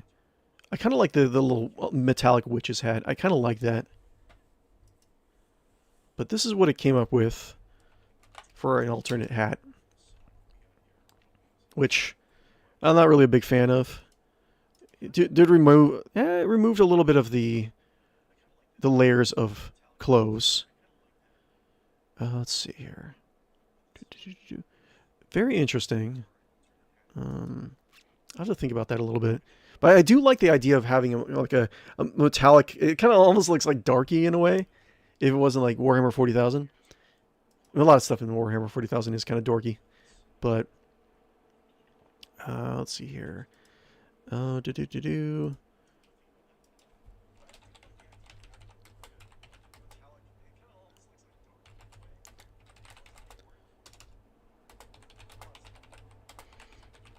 Okay. Additional layers of clothing. Kind of make it so he's not so bundled up. I do like a lot of the ideas from that image. Like I like the kind of almost like square jaw. I like the kind of like sunken eyes. I like the kind of dorky metallic, like almost like a witch's hat. And I like the scarf around his neck. If I can do like the scarf around his neck, a coat, and the pointed hat, I think that would be a very iconic look for a character going into the Dark Heresy campaign. Okay, we are over in Warhammer.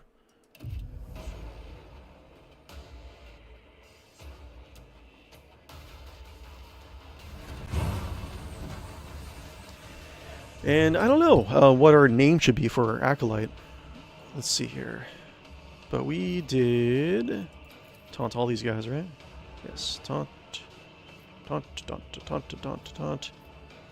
Taunt. I'll take it as a priority. Taunt extreme. That's. And we got 𝕿𝖗.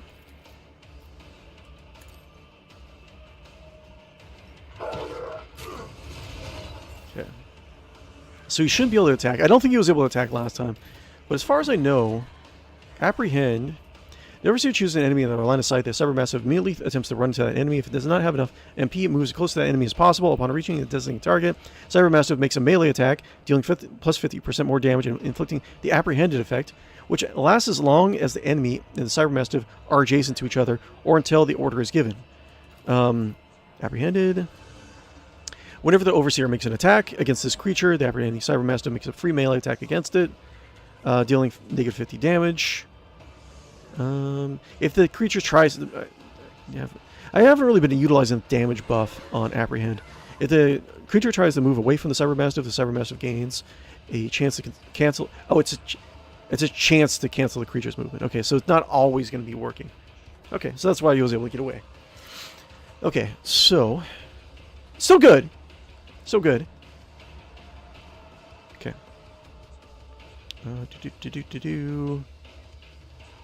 And should I do... This guy is... I think I still need to try to get into melee with this guy. Boop-a-doo. Because he's like, has free reign to hit my guys. I think I have to. Boop-a-doo, do-do-do-do-do-do.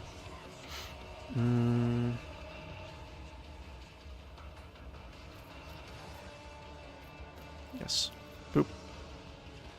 Boop. Understood. Do it. Block. Nice. Okay. As far as I know, it did not trigger anything. So that's good. So one left. Okay, let's save. Block on this guy.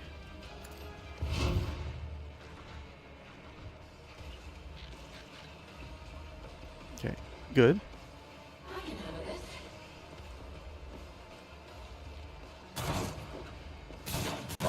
Ow, ow. Ow, wait, no. Come on. It has so much block.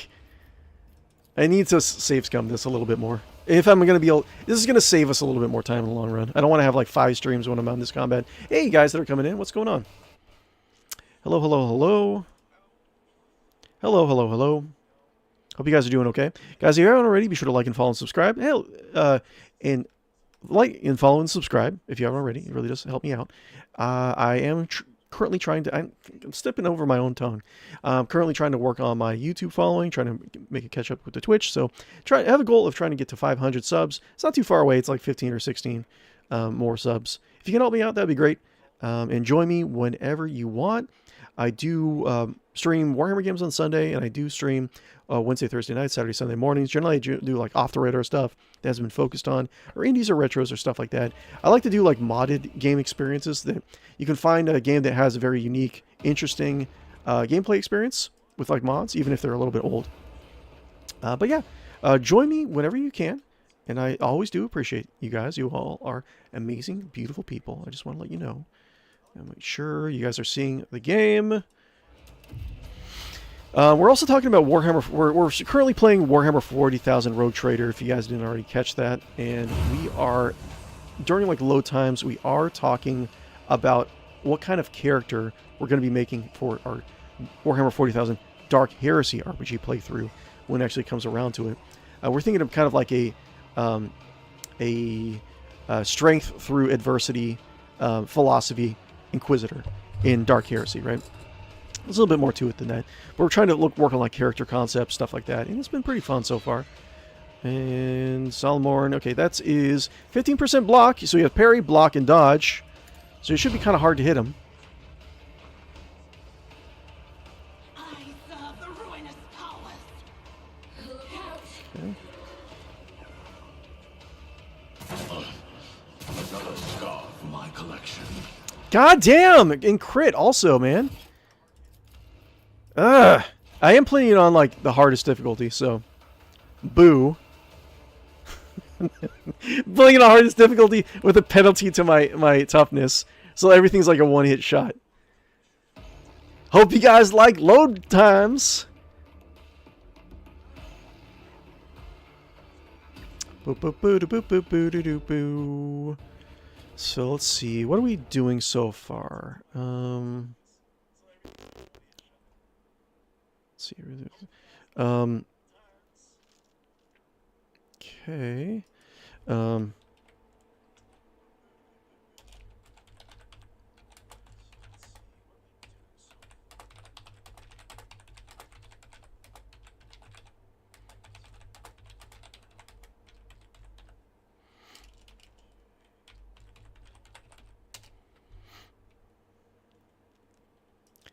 Okay.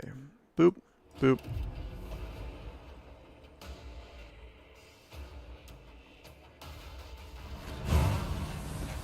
Solomorn.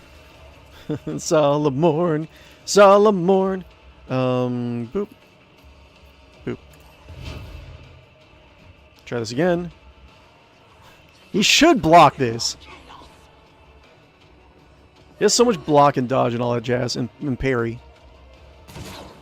Ah ha ha! Yes. Good, good, good. I can't stand it. Ow. God damn. Stop it. Okay. We'll just save. We'll keep on continuing. That's fine. He's doing a job. All we can do is do ours. Okay. So. God damn. It's gonna be so hard. That's what she said. Do do do do do do do do. Let's. Man, this is like a really hard combat. It's almost like a little bit more threatening, since all the guys from here are now moving over this way.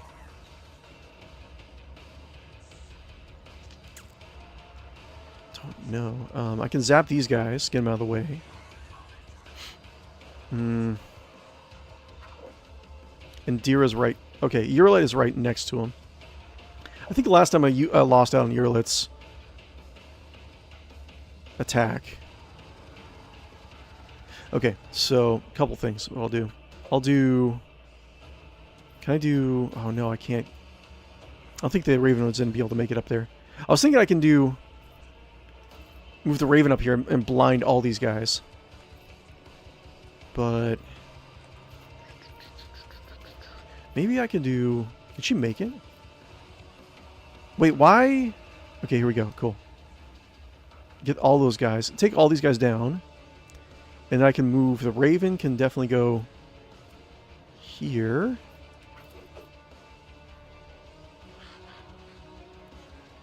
I think if I go here, it might be able to get blind on all these guys. Maybe.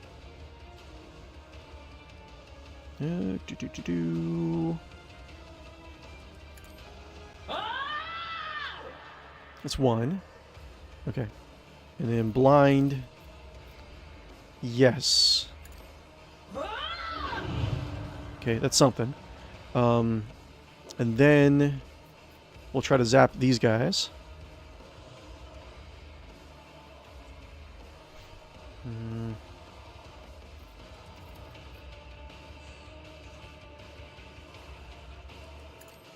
And not kill yourself, maybe? Okay. She's still alive, right? Okay. So we don't have to worry about those guys. And now... I could go back all the way back here also. Is there any... Like, this should be cover right here. At least, like, half cover. I can do this. Do a little bit of warp damage to all these guys. That should be fine. Keeps her out in the open. Actually, you know what? I will. I'll move her over here. Get without a line of sight of those guys. And then I'll do a little smash.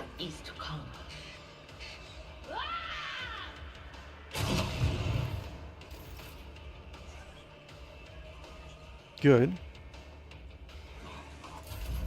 Okay, so the captain is sort of in the clear. This is like really hard. God damn. Uh...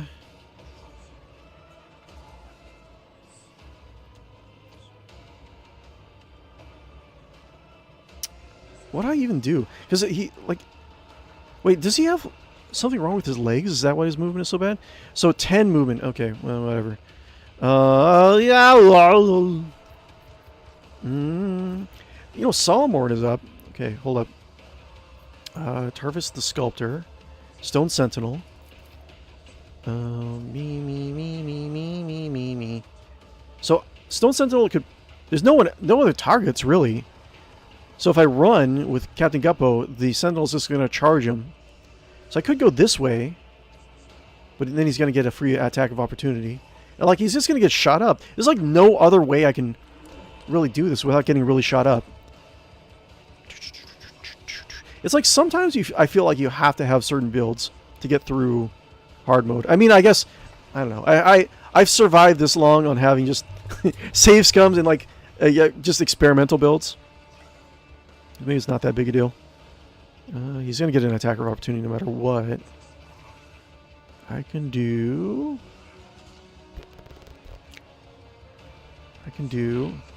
always... I saved, right? I can try to blind these guys with my Hawk. Cyber Eagle. So there's a less chance that they are going to attack. And who's going to be my... You serve me. And why is... Wait. Did I even... Wait, what's going on? Did 𝕿𝖊𝖊𝖊 just, like... Did we just skip 𝕿𝖊𝖊𝖊's turn? I feel like we did. I feel like we skipped 𝕿𝖊𝖊𝖊's turn for some reason. I'm not really sure why.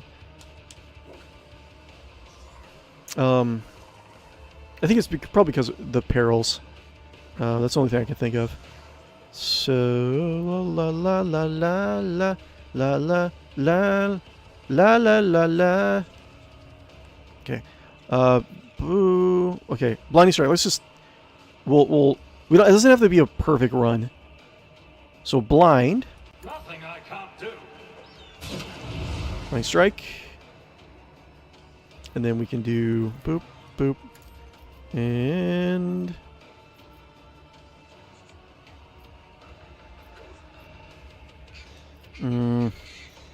blinding strike is so bad all times. Let's see, wait, boop, and then boop, boop, boop, ba-doop, ba-doop. Can I do that? That'd work. All too easy.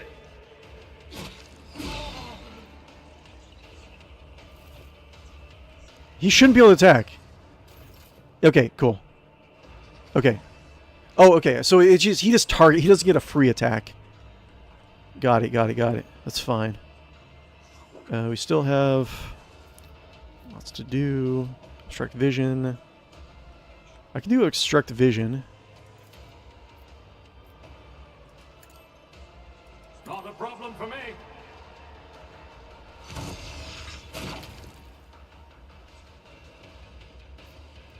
Two more. I do obstruct vision on this guy. I could kill him, and then I won't have to worry about...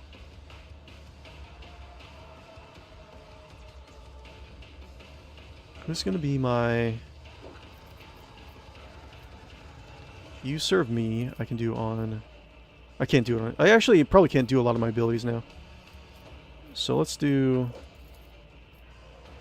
this guy.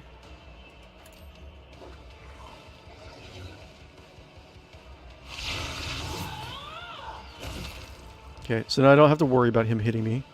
And I can just run. That's good. My tactics are flawless. I'm gonna keep the same voice. Okay, so I have one more thing. Who is going after me? Do.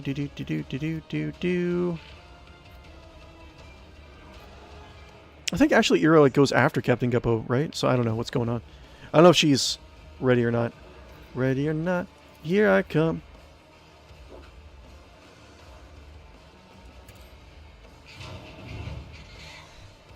Save, why not? In case she does. And I'll do you serve me, why not? Suits my purposes.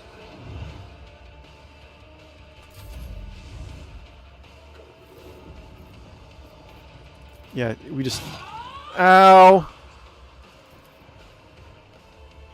I'll do what it takes.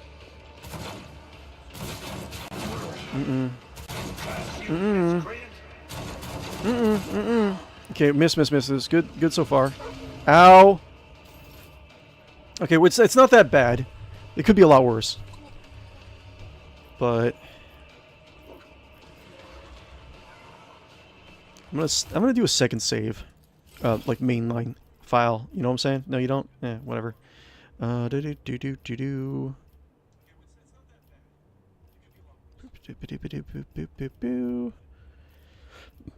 Okay.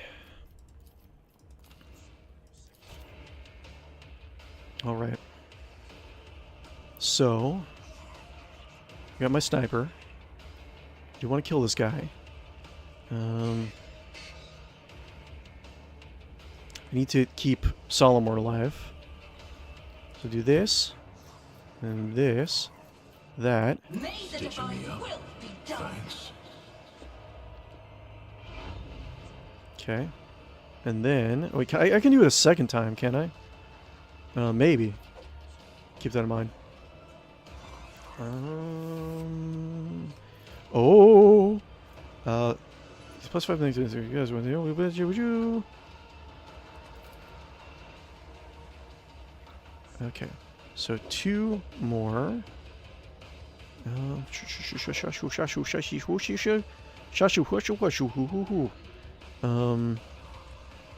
I do? Oh my god. It's like death everywhere. Can I do? I can move like right here. Hold on one second. Let me go help Winter out with something, and I'll be right back.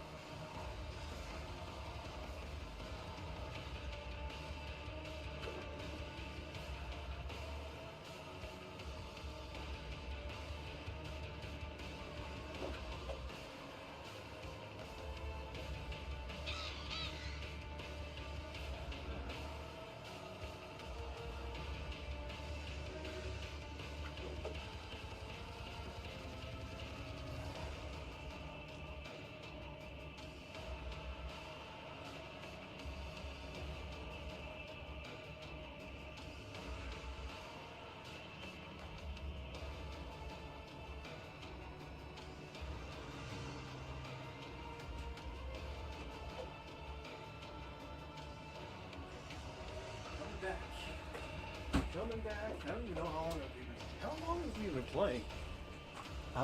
Let's see here. Play time.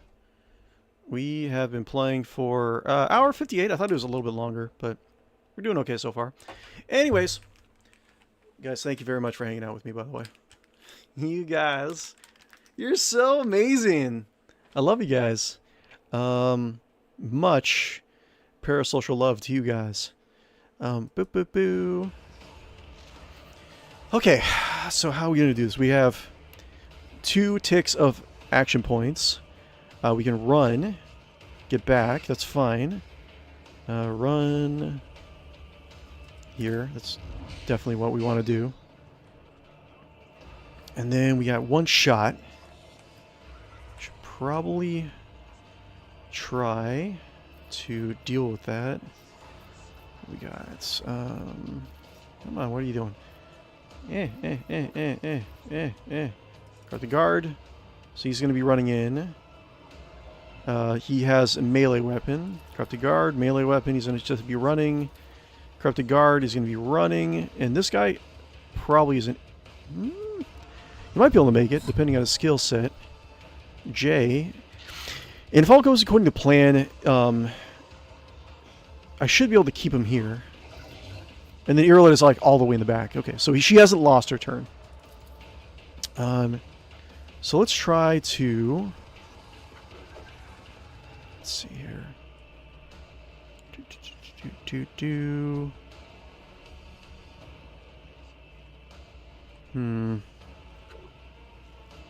Should I just try to get some attacks in, or should I snipe some people?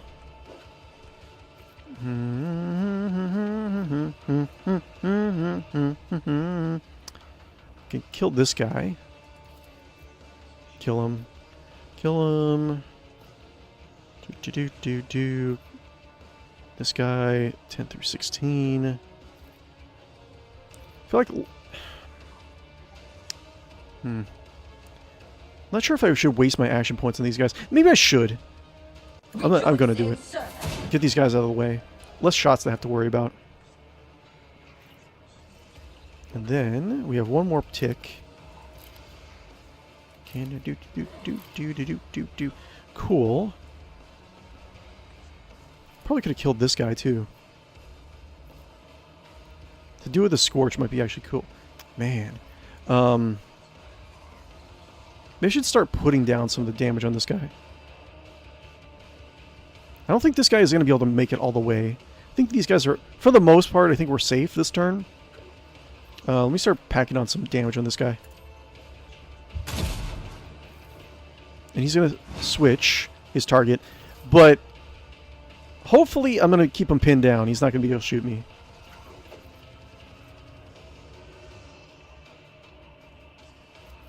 Okay, good enough. Got the guard. Chaos guides me. Okay, hang in there, 𝕿𝖗𝖆. The goodest boy. Alright. So I can do... She has a lot of movement. Look at all that. Look at all that movement, man. I can do... this. Ooh. I can do this. And then try to lock all their movement down so they can't get any closer. So I could do like this. And I might hit 𝕿𝖗𝖆, but 𝕿𝖗𝖆's not really going anywhere. All I need to do is just lock their movement down with immobilize. Maybe get some bleed damage too. I think that's what I'll do. Anything else? Okay. Before I go anywhere, I should probably stop and heal Captain. Just in case. Usually. Okay. And then go over here and do immobilize. And let's see. Oh, that's actually, you know what? Probably shouldn't have healed, but that's fine. Because if I... Let's see here.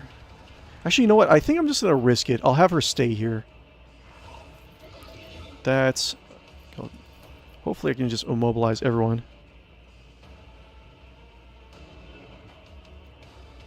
Don't get too cocky. Captive audience, captive audience, captive audience. Okay, so they're all... They shouldn't be able to move. So he has two ability. So he has 𝕿𝖗𝖆 on him that keeps him from moving, and he should have captive audience, which should keep him from moving as well. So hopefully I can survive. We'll see what happens. Let's make it quick. What? No. No. No. I'm sorry. No. No. No. No. No. He had captive audience on him. Game. On my way. No. No. That's no. No. He had captive. He had two things that kept him from moving. So we're just gonna decide that the boss is not. It's just gonna ignore those. He had it. I saw it. Maybe I'm. Heretics. He shouldn't be able to move.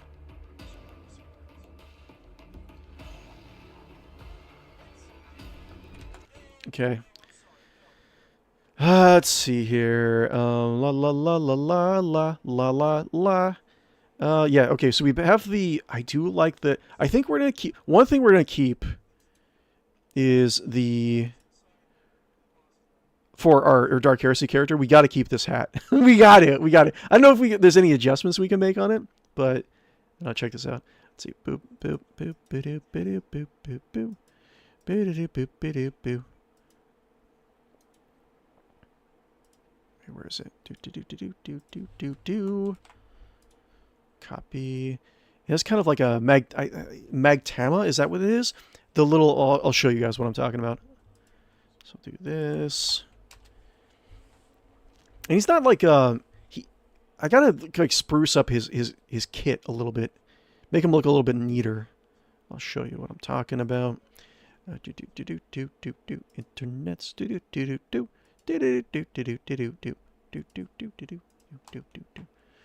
Boop.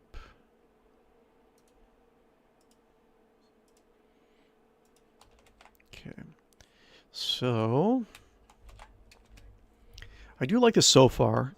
I think, like, I still like the scarf area. I don't know about the magtama. I do kind of like I like some sort of monk theme to this guy, but I'm not 100% sure what.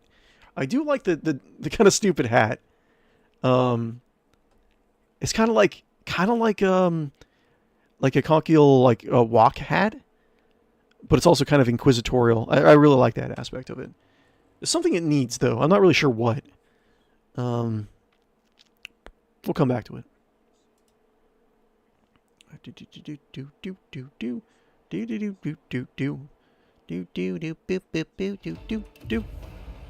Okay, how far back were we?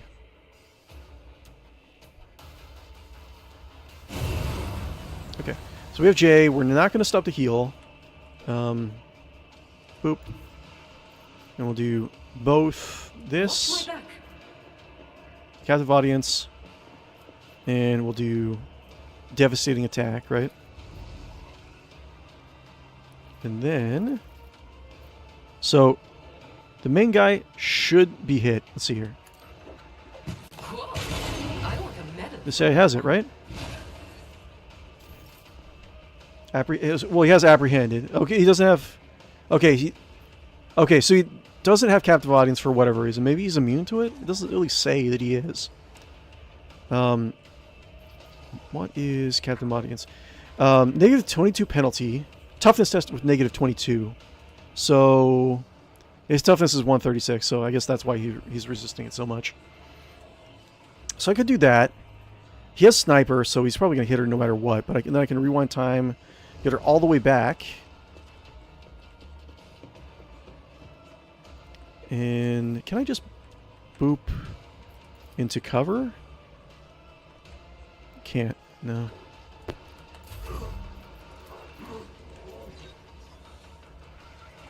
Let's get to it. God damn it! So killed 3 of my guys. Great, thanks. Amazing. Whatever. I don't care. Kill all my guys. What do I care? It's fine. It's fine. I'm not angry. You're angry. Let's see here. Boop-a-doop-a-doo. Let's read a little bit more. Internets. Boop-a-doo. I like the idea. I like where we're going with it. Let's see. Dark Heresy Radical's Handbook. Boop. Full screen. Okay, what are we left off at the Iron Gauntlet, did we? Yes. So they were saying they're not only for destruction, but also creation, right? So 𝕽𝖉𝖊𝖚 philosophy. 𝕽𝖉𝖊ians within the Holy Ordos. The 𝕽𝖉𝖊ians, like any other radical faction, are but a small percentage of the Holy Ordos, and most take no overt show within the conclave of their allegiance and creed. The better to go about their true work, of course. Yeah, that makes sense. The 𝕽𝖉𝖊ians' presence in ideology is long established within the Holy Ordos. Furthermore, every true warmonger, as they are often disparagingly named by their comrades, are still more... For every true warmonger, there are still more fellow inquisitors who give some credence to the 𝕽𝖉𝖊ians' concerns and theories, if not their more extreme acts. So, I mean, maybe not necessarily like sought out and like hunted down like some of the other radical factions are, but they're still not looked fondly on. But you're not going to get like murdered in your sleep by inquisitorial assassin necessarily, right? Rather than the grand conspiracy, one of the faction's greatest strengths is that it holds to a single ethos rather than an organization. In practice, that means that while 𝕽𝖉𝖊ians can and do band together to form covert cells to plan and carry out their interventions, just as many operate on their own, following their own compass of conviction, without recourse to each other's knowledge or approval. Excuse me. 𝕽𝖉𝖊ians see every facet of the Imperium as worthy of their attention, and everything is either a possible tool for creating vital conflict or for defending humanity. As such, inquisitors of the 𝕽𝖉𝖊ian conviction can be found throughout the Ordo Hereticus, Xenos, and Malleus, each with his own particular sphere of interest and expertise. Interesting. So we don't necessarily need to have 𝕽𝖉𝖊ian Hereticus. We can do Xenos or Malleus if we really want to. Those within the Ordo Hereticus use the internal strife and factionalism within the Imperium to create civil wars and blood feuds. That's what I assumed what we're going to be doing. While also playing on the fear of the mutant and witch to create violent reactions to perceived threats. Okay, 𝕽𝖉𝖊ians within the Order Xenos attempt to bring the Imperium and alien races into open war by provoking conflict or stirring up hatred of the fear of the alien. Okay, so far I think that Order Hereticus sounds a little bit better, and plus the metal wizard hat kind of feels more Hereticus, and though their involvement is rarer, the Ordo Malleus provides 𝕽𝖉𝖊ians with such nightmarish possibilities that give even the most diligent 𝕽𝖉𝖊ians pause, inciting malign cults to violent acts, releasing forbidden lore or artifacts to attract the attention of the weak, and corrupt, or even the controlled release of demons to sow terror and thereby prove the need for even greater vigilance and brutal response. Like a Ordo Malleus 𝕽𝖉𝖊ian? I still think like an Ordo Hereticus 𝕽𝖉𝖊ian makes more sense for Dark Heresy, because you're able to like blame. You can lead an investigation, and then after you get all the clues, you can still blame the wrong person if you think that's going to be better for your goal. So I think that's what we're going to stick with. We're going to be Ordo Hereticus 𝕽𝖉𝖊ian, Radical 𝕽𝖉𝖊ian Inquisitor so far. Who has clones, or is part of a series of clone brothers. Are you the control release? A significant number of 𝕽𝖉𝖊ians are affiliated with no single order, however, and must find their own focus and means of achieving their ends, changing fluidity and I don't even know how to say that, between crafting strife and purging evil according to what they judge the Imperium to need. Interesting. Okay, we have, let's see, a lot. Oh my god, a lot to read through. Okay, maybe when we come back, we will read just more of these. Yeah, it's a lot of material to read through on 𝕽𝖉𝖊ians. Boop.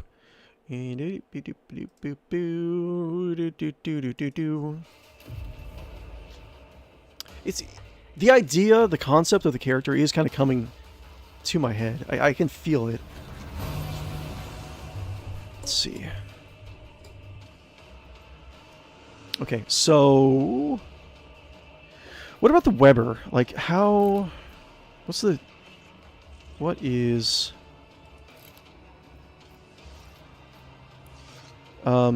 single shot effective distance, range weapon.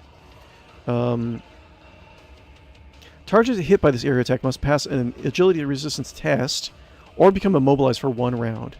Okay, so At the end of their turn, the affected targets must pass an agility resistance test to remove the effect or suffer direct damage equal to the target's agility bonus. He has high toughness, but what's his agility? Agility is not great, actually. We try doing her Weber. Oop. Then we can do...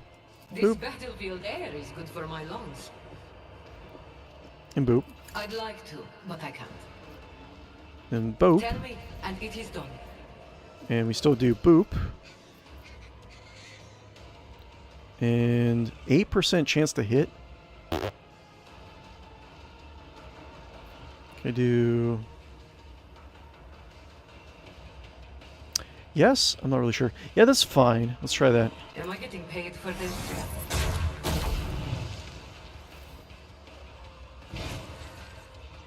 I don't think it hit him. He's not webbed. The... Stone statue, I think, is webbed. Web. Slowed Weber. Grand performance. Wait, he didn't get the...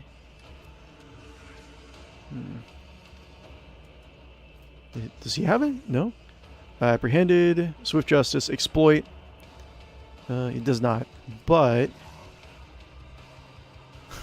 I don't know. It doesn't really seem like I did anything. It's so low chance to hit. Let's go back. Interesting. While it is loading up, let's go and read. Reading is magical. Ah, yes.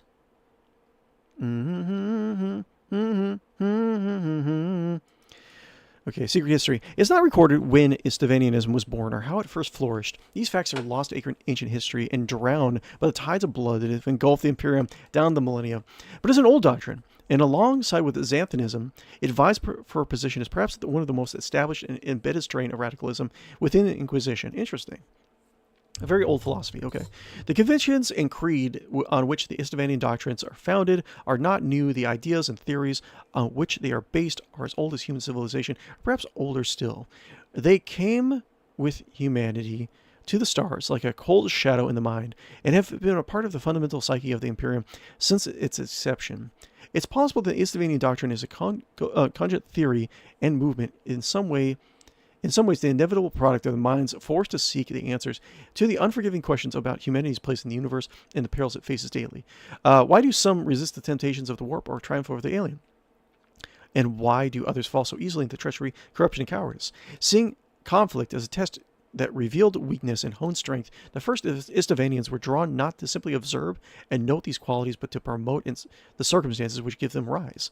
With time, their convictions deepened, and the management of the conflict gave way to promotion and outright creation. In that moment, 𝕽𝖊𝖚nianism was born. What hand 𝕽𝖊𝖚nians have had in the long and bloody history of the Imperium cannot be known even by those who advocate its path. Theirs is a doctrine based on the importance of evolution and trial, and thus does not require the exact end is not required that the exact end is not. The exact end is not always known. Only that the conflict and disaster arises to try the Imperium. It's always too early to say what the final effect of every given action or intrigue will be, and when those intrigues are designed to be things of awe, blood, and power, this is doubly so. What ripples, the ripples of a single engineered war may be felt for centuries, even millennia. After all, consequences of the War Master Horus's bombing of 𝕽𝖊𝖚 III still reverberate more than 10,000 years after the Horus Heresy.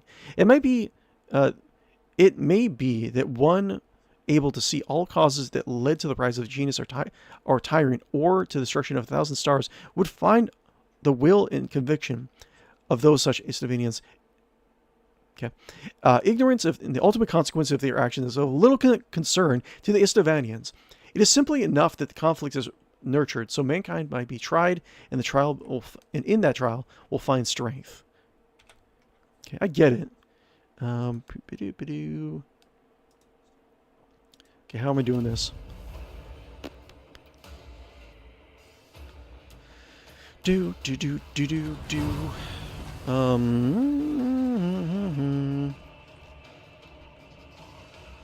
So Officer Molly.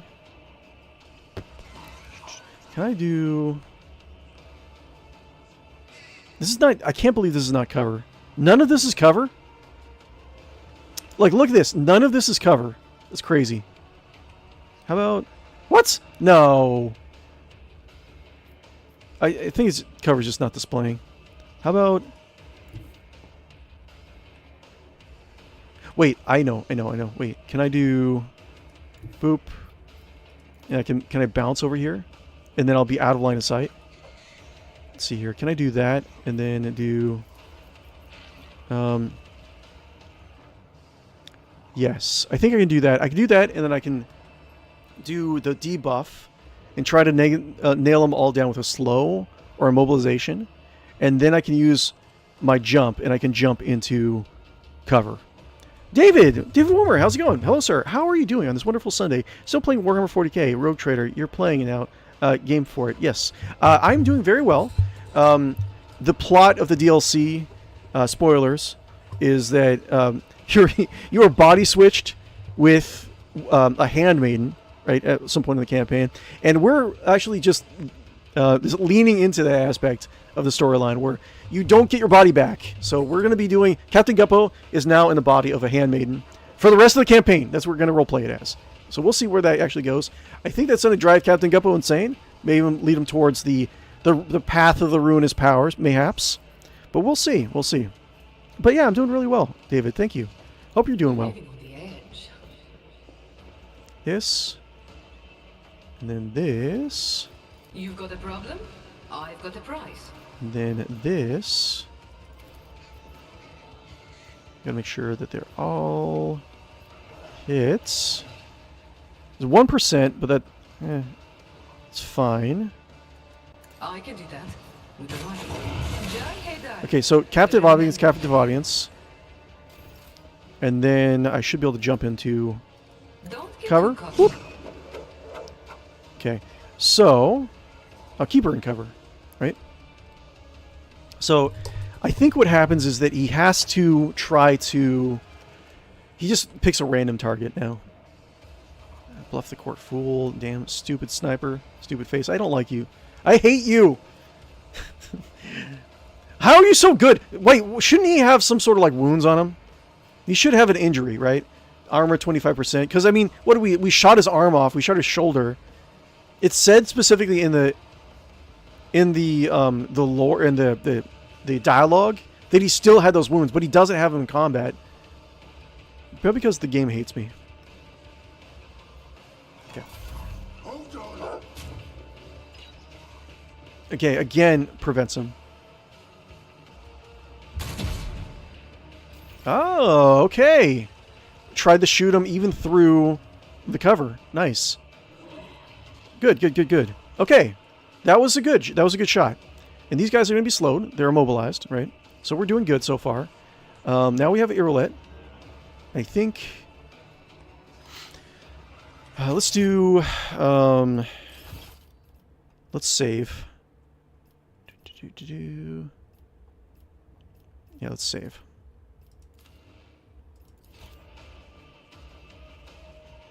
𝕿𝖊𝖏𝑆's here. I could do armor 40. That's not that crazy.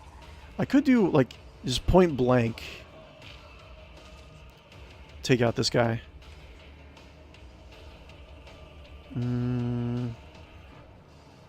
It's like there's a lot to think about.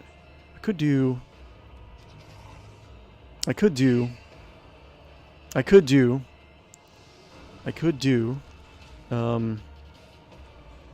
okay, if I went this way, well, I could, let's see. 8 shots, 52% chance to hit. Or how about 68% chance to hit. 1 through 5.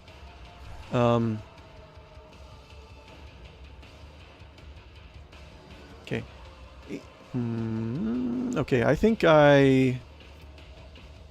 me do things. So boop. Just designate a target.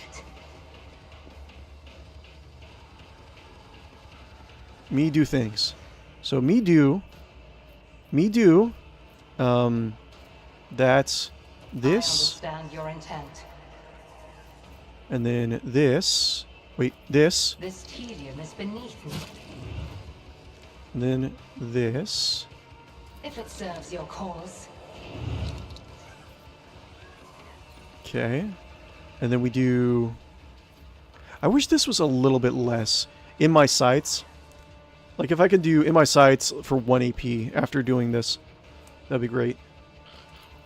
Okay. 80% chance to hit. 6 through 14. 16 shots. Let's do it. If I must, fortune favors the swift. Ancestors guide me. Okay. Okay, that's fine. He's being targeted. So I should be able to kill him in like a couple more rounds of action. Let's see here. I can do Jarvis the Sculptor, Stone Sentinel, and I think I should probably use. Yes, should probably. Yes, this should be fine. Yeah. Get some dots on these guys. I think that was a good turn. I'm happy with that for the most part.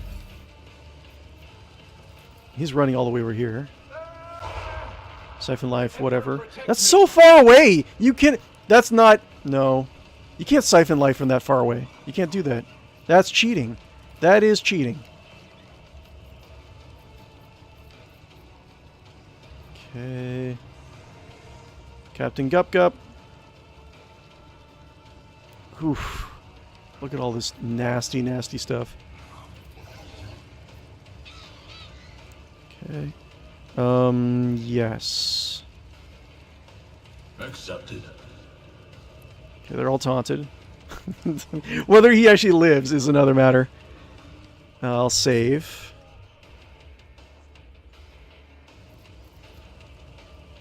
Okay, and do I have to do... So 𝕿𝖗, wait, so 𝕿𝖗 is not... That's so funny. Can I do 𝕿𝖗... One of us would be enough. Oops, wait, I didn't... yeah, sure, I'll load. I clicked the wrong thing. Alright.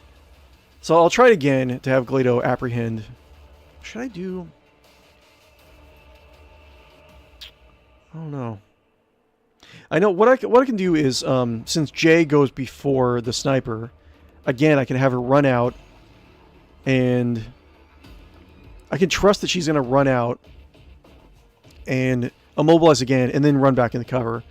I'll trust that. So then I can have 𝕿𝖗 apprehend someone else.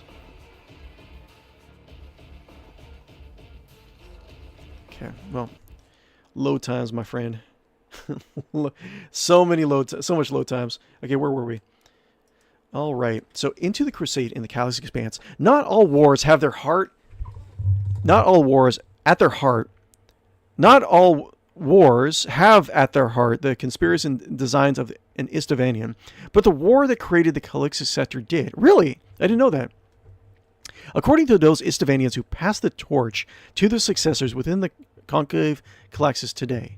For millennia before the Crusade was launched to claim it, the Calyx Expanse was sometimes known thanks to the writings of the rogue trader Solomon Harlock. I really hope that Lorebeards actually tackles the lore of Solomon Harlock, like the Harlock family. That's a very interesting story beyond all the Harlocks. We talked a little bit about it on these streams, but the Harlocks were one of the more infamous rogue trader households in 40k lore, and essentially they're up to all sorts of shenanigans. They were very powerful. They found the Calyx Expanse and the Calyx Vector. They have a lot of kind of a Call of Cthulhu weird like eldritch knowledge. They have a lot of just power base. They have they're allied to one of the strongest navigator households, right? And have a lot of hidden secrets. And one of their the last of their scion essentially was his close family, his children and his wife was killed in a war of succession for the Harlocks. And so he was such a badass, he just decided to go and kill every last member of his family and his dynasty, really, and just kind of start it from scratch, right? It's like pretty crazy. It's like this big thing. But we'll get back to that in previous day. We talked a little bit about it, but let's see here. Okay, for millennia before the it was known, thanks to the writings of the rogue trader Solomon Harlock, who declared it to be a chalice of great and ancient wickedness that would only be purchased for the Imperium with a great effusion of blood. It was this malign reputation that drew the notice of the 𝕿𝖃𝖊𝖉𝖊𝖗, who saw it as a cauldron of wrath and fire into which the servants of the Imperium could be plunged, and so tempered by the war of the bloodiest kind. Of those 𝕿𝖃𝖊𝖉𝖊𝖗s active in Segmentum Obscurus at the time, it was the great notorious Inquisitor Lord Stark that who saw the possibilities of the Calyx Expanse as a field of trial. Interesting. Field trial. He used the patronage and alliances he had assembled over hundreds of years to draw together a conspiracy of Inquisitors of 𝕿𝖃𝖊𝖉𝖗 convictions. Under the direction of Lord Stark, these desperate radicals bent their will to create a movement for war to be waged in the Calyx Expanse. It took a decade of maneuvering at every branch of the body of Imperium before the objective was at last in sight: the raising of a warrior to the rank of Lord Militant. Oh, I know where this is going. And the granting to that warrior the writ to persecute a crusade within the Calyx Expanse. The design of Inquisitor Lord Stark and his few fellow 𝕿𝖃𝖊𝖉𝖗s was a success in all but one crucial detail. At the last minute, the High Lords of Terra decided to pass over Lord Stark's carefully groomed choice for Lord Militant. Instead, invested 𝕿𝖃𝖊𝖉𝖗 as the Lord Militant of the Crusade. So is that the 𝕿𝖃𝖊𝖉𝖗s succeeded in creating their crucible of blood and fire, but saw the forces plunge into it, not led by a fierce and bloody warrior of their choosing, but a weak and vain man obsessed with status and patronage. This is like the founding of the eclectic sector. No matter what great qualities lying poets would later give him, 𝕿𝖃𝖊𝖉𝖗's weakness was plain enough, so it required no testing to be proved. To then, Angevin's slow decline and the rise of a stronger figure was inevitable, for the only other alternative was the crusade would turn into a slaughter, and the Calyx Expanse remain a place still of darkness. Interesting. Okay, so I'm assuming it's going to say that the the Jerusians or Saint Drusus was given power through the 𝕿𝖃𝖊𝖉𝖗s, which is very interesting. You know, one idea we can actually have for a Dark Heresy character was that he, because we saw he's going to be a clone, a series of clones, right? Maybe he could be the Inquisitor, like Stark, right? Was his original genetic template, right? Let's see, what was his first name? Is Stark. I saw it. Lord Stark. Wait, was his full name back here? Secret history. Lord Stark. I'm gonna have to look that up. Be interesting that we could have like all of our clone characters in Dark Heresy were actually cloned from Lord Stark. So interesting. Interesting idea. Everything's kind of coming into place, I feel. Okay, back to the game.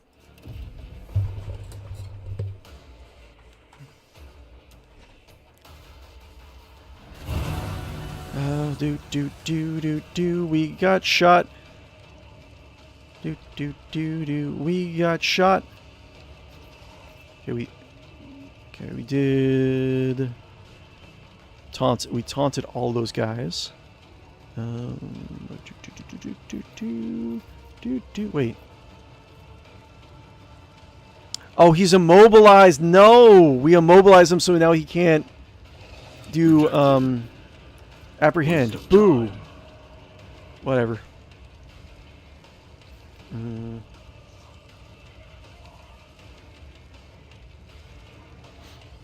Okay, so I can do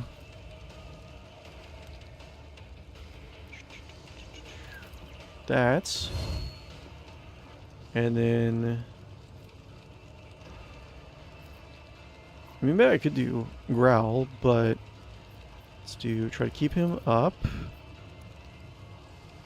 Just in time. Okay. And then we can do stalwart defense. Like all these guys. That's fine.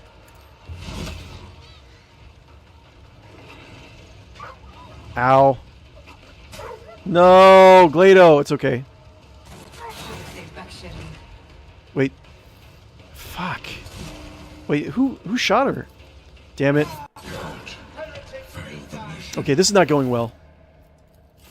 I was doing so well for a while.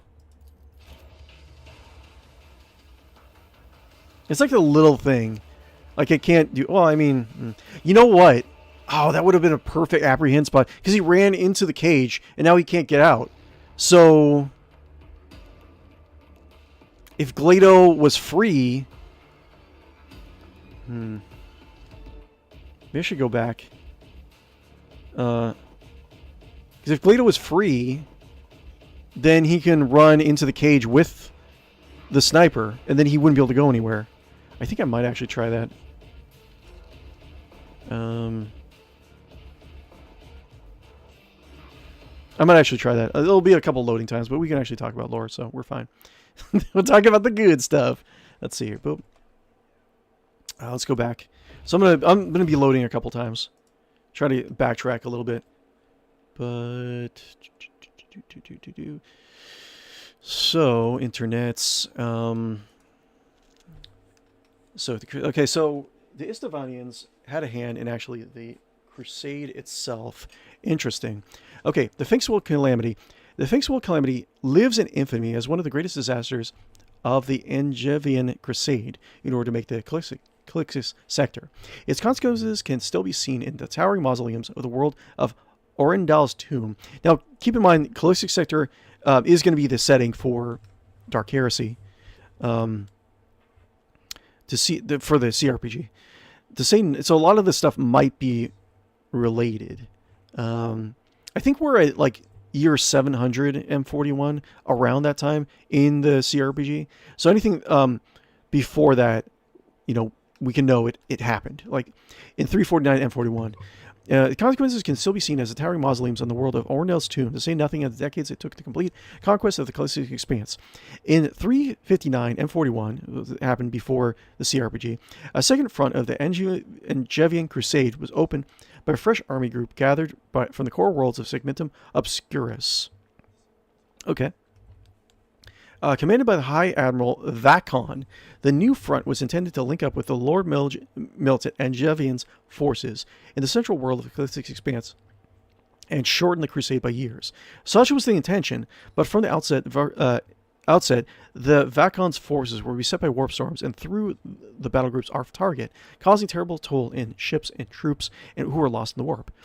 Intelligence on the strength of the enemy forces of the hostile world often proved terminally inadequate, as the 10,000 troops lost in an attempted landing on Woe attested. Despite the setbacks, Vakon's forces moved forward inch by bloody inch, and it seemed to on the second front that matters could get no worse. In fact, they were very wrong. The misjudgment, the eventual misjudgment, although none knew it, was a product of premeditated design by the servants of the Holy Ordos. Okay, so let me load up something really quick, because I think load, go here, rewind time a little bit. If I can not shoot 𝕿𝖗𝖉𝖊 with the immobilization effect, then I might actually be able to do this combat pretty easily. So let's go back. The planet of 𝕽𝖃sworld had been established as the Crusade's primary staging point. Okay, the space, I think, from what I remember of the lore of the Calixis sector, like Malfi was originally the capital of Calixis, and I think that was the primary staging point at one point. I think, from what I remember anyways. We'll see if I actually remember properly. My memory's so bad. The space above the planet swarmed with loaders, troop transports, and spear-pronged warships, all gorging on the fuel and supplies fed to them by the installations that had been towed to the system and anchored into higher orbit. The lifeblood of the Second Front flowed through the docks of Finks World, and its loss would be disastrous, but also nearly impossible given its defenses. Impossible, that is, as long as one ignored the possibility of treachery. The 𝕿𝖗𝖆𝖊𝖊 cabal that shadowed the crusade had so far been most satisfied with how the Admiral 𝕿𝖗𝖆𝖊 and his forces had risen to challenges on the Second Front, but in Finks World they saw an opportunity that could not be wasted to grant the man either death or glory, which they saw as the endeavor of the crusade to put the crusade back on the right track. It took months of careful work by covert agents to introduce just enough of terminal stress and potential flaws into the systems controlling the movement of craft around the Finks World docks, and considerably more effort to get the suicide-programmed tech priest and assassin acolytes aboard the Apocalypse-class battleship Tempest Child. Then, as the vast form of the Tempest Child approached Finks World, several crucial scanning and communication systems were crippled, and the bridge crew massacred, and its engine and reactor output locked to maximum. As the flocks of... Oh, wait, hold on one second. As the flocks of the craft jostled in confusion around the docks, the stricken warship plowed into them. Over 15 warships, 20 mass conveyors, and countless other craft were lost in an expanding cascade of destruction. The Finks World lifeline was cut, and hundreds of thousands of troops scattered amongst the hostile stars had their support stripped away. Okay, that's a lot of loss of life in property. That's like... it's like each battleship has like thousands of people on it. The Finks World calamity did not destroy the Second Front, but cost the lives of millions and extended the crusade by years, even decades. For the 𝕿𝖗𝖊𝖊𝖊s, their actions were later vindicated when the unbreakable warriors that came out of the hell of the Second Front became the keystone of the battle against the dark forces that were to beset the crusade in later years as it pushed ever onwards into Hazaroth Abyss and the Adrantis Nebula. They would say that such heroes were brought into fire and calamity in the world above Finks World. So let's see. Fire is that was B maps Calixis. So Drusus Marches, Malthian Subsector, Golgana Reach, Marking Marches. Okay, so interesting. Interesting. Let's go back. Boop boop boop boop boop boop boop boop boop boop. Boop.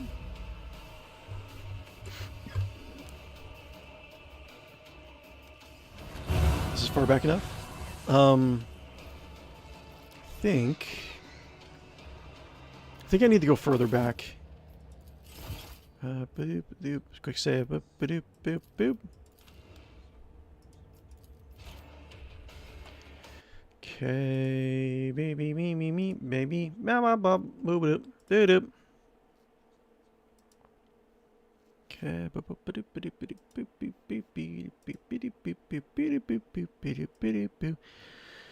All right, interesting so far. Okay, what is it? The Mara Landing Massacre. Okay, 𝕿𝖗𝖊𝖊𝖊 was apparently one of the greatest tragedies of misnavigation ever to occur in the Calixis sector. Okay. The ice world of Mara is a cursed world where no man is permitted to set foot. A frozen world devoid of life, Mara was once the home of a number of imperial installations, including a mining facility. Through a series of incidents so dark and terrible that their details are held under seal by the Holy Ordos, Mara was stripped of all living souls and left alone in the cold void to be a place of secret legends and tales of madness. It remains quarantined to this day, patrolled by ships from Battlefleet Calixis. The tragedy of the Mara Landing Massacre began when the ship troop transport 𝕿𝖗𝖊𝖊𝖊𝑥, bound for the war on Tranche. Okay, so we're fast forwarding a lot of years. So the Calixis sector is up and running. So bound for the war on Tranche. Tranche is it's a bordering space territory between Calixis and Scaris. So they went to Tranche, suffered a critical navigation error, and dropped out of the warp close to the ice world of Mara and within the cursed world's quarantine zone. Disaster might have been averted had the ship's engines and communications not failed and left it drifting alone and lost above one of the most dangerous places in the Calixis sector. Not knowing where they were, but detecting structures on the surface, the officers commanding the 10,000 troops on board decided to mount a landing onto the surface and attempt to gather information on their position and press it for aid that might live on the ice world. The decision cost the lives of over 50,000 men. Soon after the landing, all communications with the surface were lost. First-person reports... Wait, what does this have to do with 𝕽𝖶𝖉𝖊𝖃𝑗𝑉𝑎𝑛ians? First-person reports from the breathless dropship pilots told how the troops deployed to the surface began to slaughter each other, and discordant sounds began to rip through the communications network, alongside cries imploring someone to make the buzzing stop. Okay. Not knowing how to respond, the officers poured more troops onto the surface of Mars until most of the soldiers had been deployed. When the Imperial Navy patrol ships reached the 𝕿𝖊𝖊𝖃 5 days later, only a few hundred survivors could be recovered from the thousands who had set foot on Mara. An investigation by the Holy Orders determined it was a tragedy of misadventure. Most of the survivors were executed, and the quarantine patrols around the ice world were doubled. Since that massacre, rumors have persisted in the Calixian Conclave that cascades of accidents and coincidences that led to the disastrous planetfall were not the product of chance, but carefully planned and orchestrated by the renegade 𝕽𝖶𝖉𝖃 Inquisitor Amaros and her close servants. It is said that Amaros was keen to see whether any useful survivors can be created. Just an experiment. Let's just see. Amaros was keen to see whether useful survivors could be created and harvested from the exploding untried guardsmen to such a great unknown threat. Okay, so they're really green, I guess. The involvement of 𝕽𝖶𝖉𝖃 in engineering the circumstances of the massacre has never been proven, although a number of the survivors, yeah, of course they did.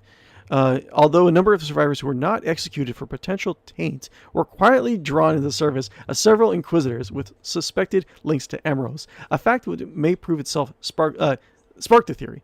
This harvest of survivors that was bought in the blood of madness of thousands. But if the stories are true, its creator is likely considered a small price to pay. So it's just... we wasn't sure it was going to work out for him, but it just happened to, I guess.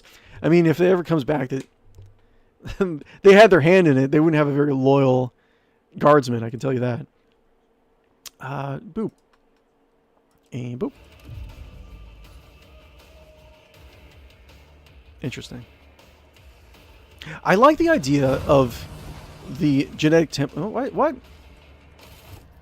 Load. Boop, boop, boop. This one? Going pretty far back. I like the idea that our Inquisitor is like the clone of like one of the earlier members of 𝕽𝖶𝖉𝖃anism in the Calixic sector, right? What was his name? His name was... what was his name again? Hold on. Lord Stark. Okay.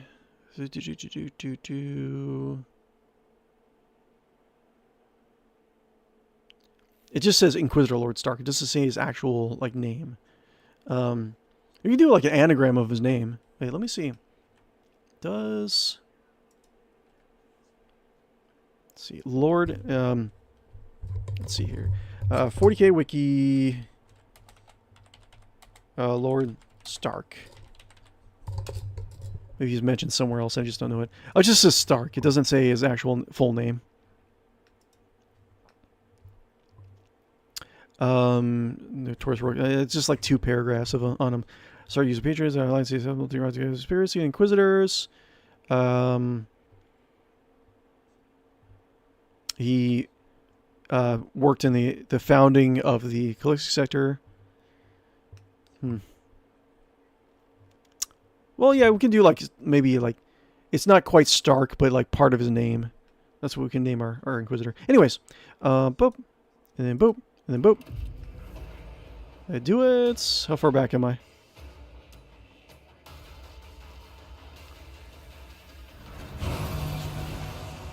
Yes, this is where I want to be. I think. Yeah? Yes. Yes. This is where I want to be. Boop. And we'll do this one more time. We won't... and hopefully, he'll run directly back into here. And if the sniper is in here, then even if he doesn't get, like, walled in, or he does get apprehended, 𝕿𝖃𝖊𝖃 can stay right here and just pin him inside of here, and he won't be able to do anything. Because he doesn't have any talents that allow him to fire two-handed weapons in melee combat. So let's Let's see, we're gonna do drop by here. I think we did this. Wait, didn't we do this? Yes, I think we did. We saved. That's fine. Heal up. I know what I'm doing. Usually. And then we do this. And let's do not attack 𝕿𝖗𝖆 this time, which is fine. Watch Pin. my back.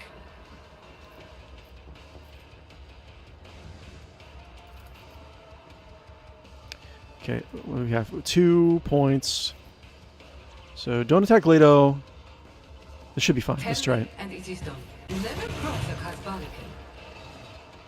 Okay, and then you target her, but she jumps in cover. So we did it just like last time. And he's moving. And yes, blocked. Okay, so he's gonna try to. Oh, and he's where I want him. Nice. Okay, cool. Okay, I'm a little excited.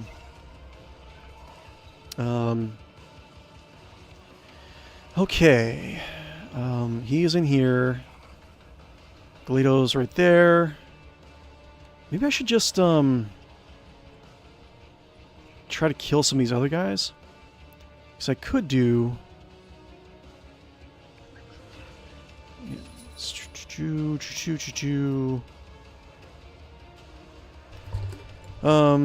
Let's try. I think I'm still gonna try to. Am I gonna try to go for the Sentinel again? I think I will. Let's see, dupe. I did dupe. And do this. I move swiftly to strike.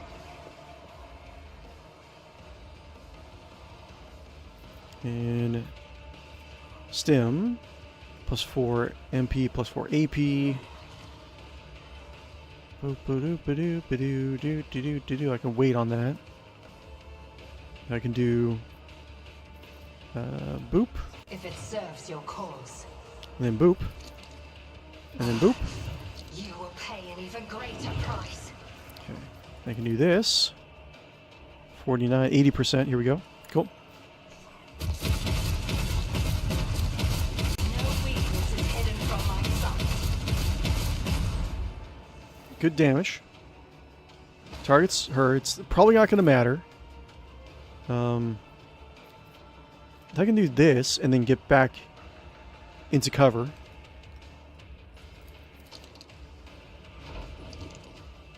All right. And I can shoot again. Actually, I can shoot again. Do I want to do that? Hey, Calypso. You got clumsy cats everywhere. Can do boop. Because I'll probably want to get it away from these guys. So I can do save. Save. And here, right? No, Vesper can't. Okay, boop. Boop. Let's do this again. Yes. Yes. I move as if unseen. Ancestors guide me. Fortune favors the swift. Okay.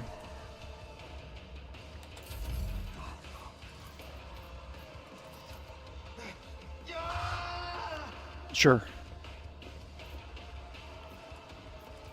Some Sentinel. Okay.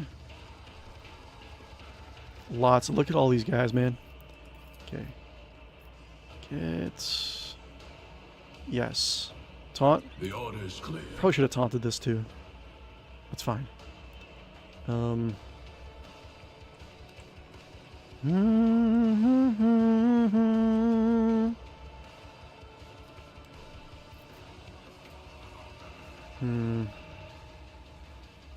Understood. That's. I should probably heal, shouldn't I? Do this. Movement points by 6, and you can shoot charge of slash ability. Wait. Wait, why can't 𝕿𝖗... Wait, why can't 𝕿𝖗... Whoa. Order rejected. Because of the effect. What effect? What? I didn't hit him. Immobilized? How is he immobilized? I didn't hit him. What? Why? Ooh. Oh, it's probably... Oh, damn. That's going to be kind of an issue now. Crap.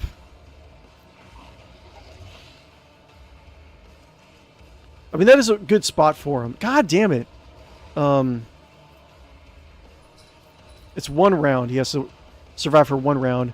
Survive for 1 round, 𝕿𝖗 could go... God damn it. Maybe it was one of the... You know what? I think it... I don't know. He got immobilized somehow. I didn't shoot him.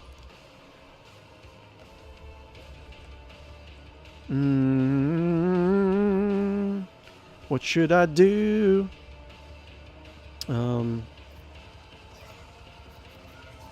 So he's not gonna... Sniper's not gonna shoot for a while. So I can do... So these guys are taunted. I should probably go... Can I go here?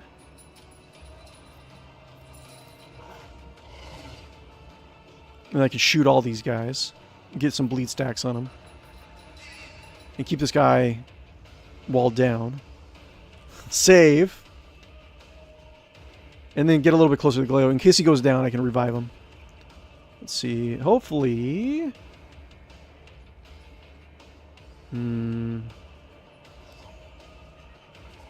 Yes?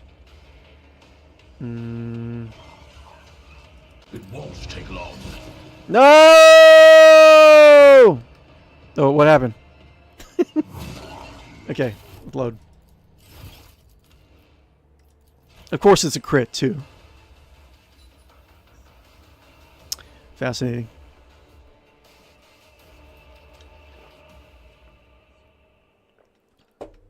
How much time do I have?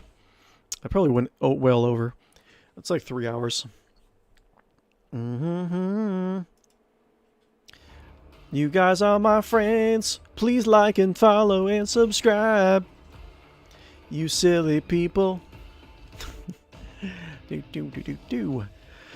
But yeah, like and follow and subscribe, especially over on YouTube if you can. Trying to get to 500 over on YouTube and catch up with my Twitch audience. So if you have an account over on Twitch, if you can go over to YouTube, give me a sub on YouTube too. That'd be great. Free to do. Free to click like too if you want to click like. It's as easy as smacking Solomon around. It's as easy as save scumming over and over again. Actually, that's not a good example because save scumming is kind of painful. Definitely not save scumming. Okay, cool. Meep. Meep. Okay. Let's do...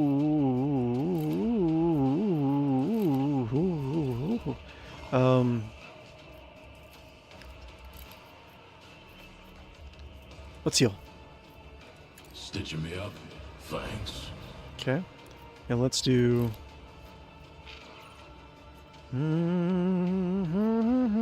I can do this.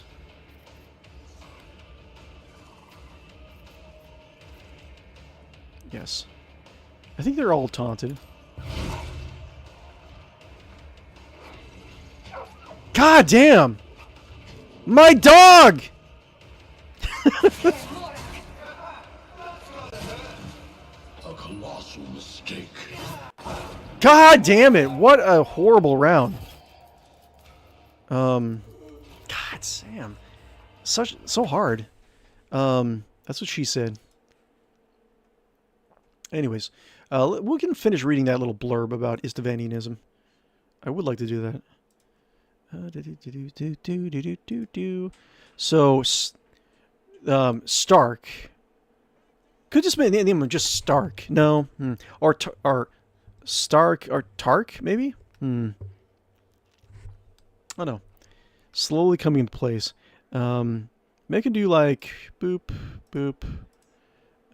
Do like 1 second.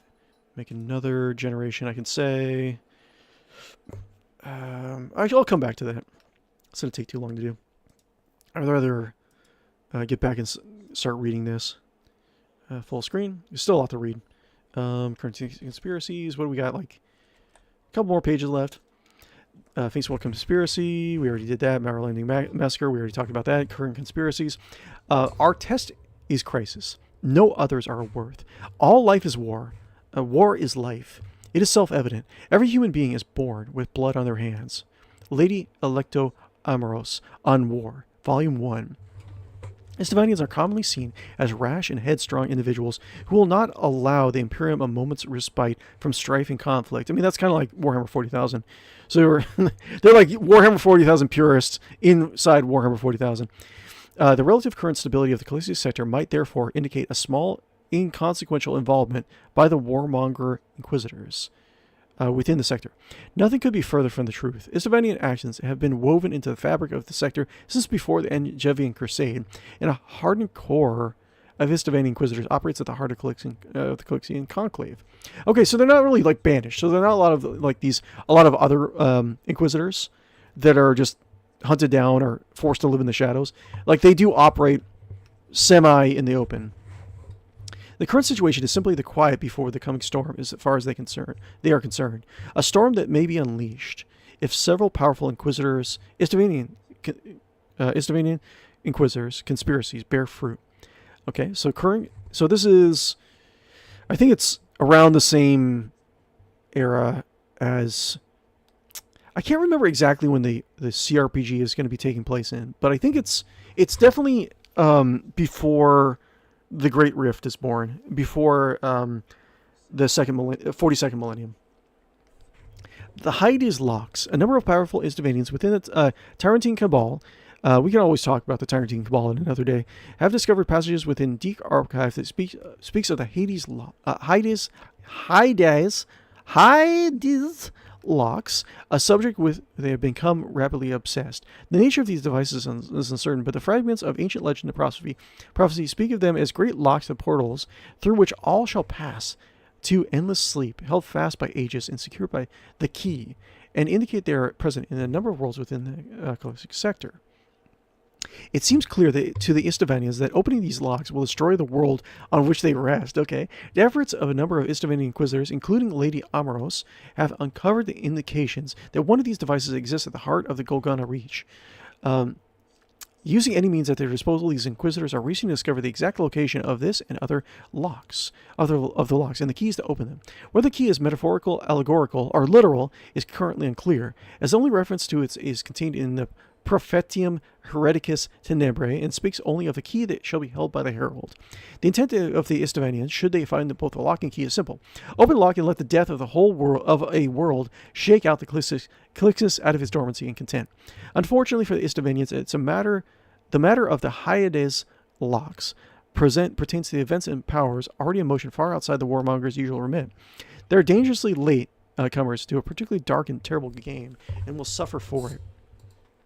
The Madness of Marius Hacks. We got to read that also, definitely, before we actually end the stream. Boop, and then boop, and then boop, ba-doop, ba-doop, ba-doop, ba-doop. Full screen, boop, boop. Okay, where was I? Boop,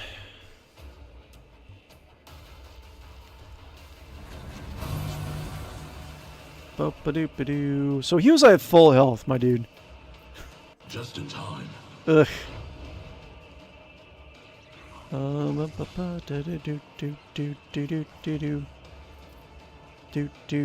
kind of want to try to make a charge, because I want to keep 𝕿𝖗 alive as long as possible. Become a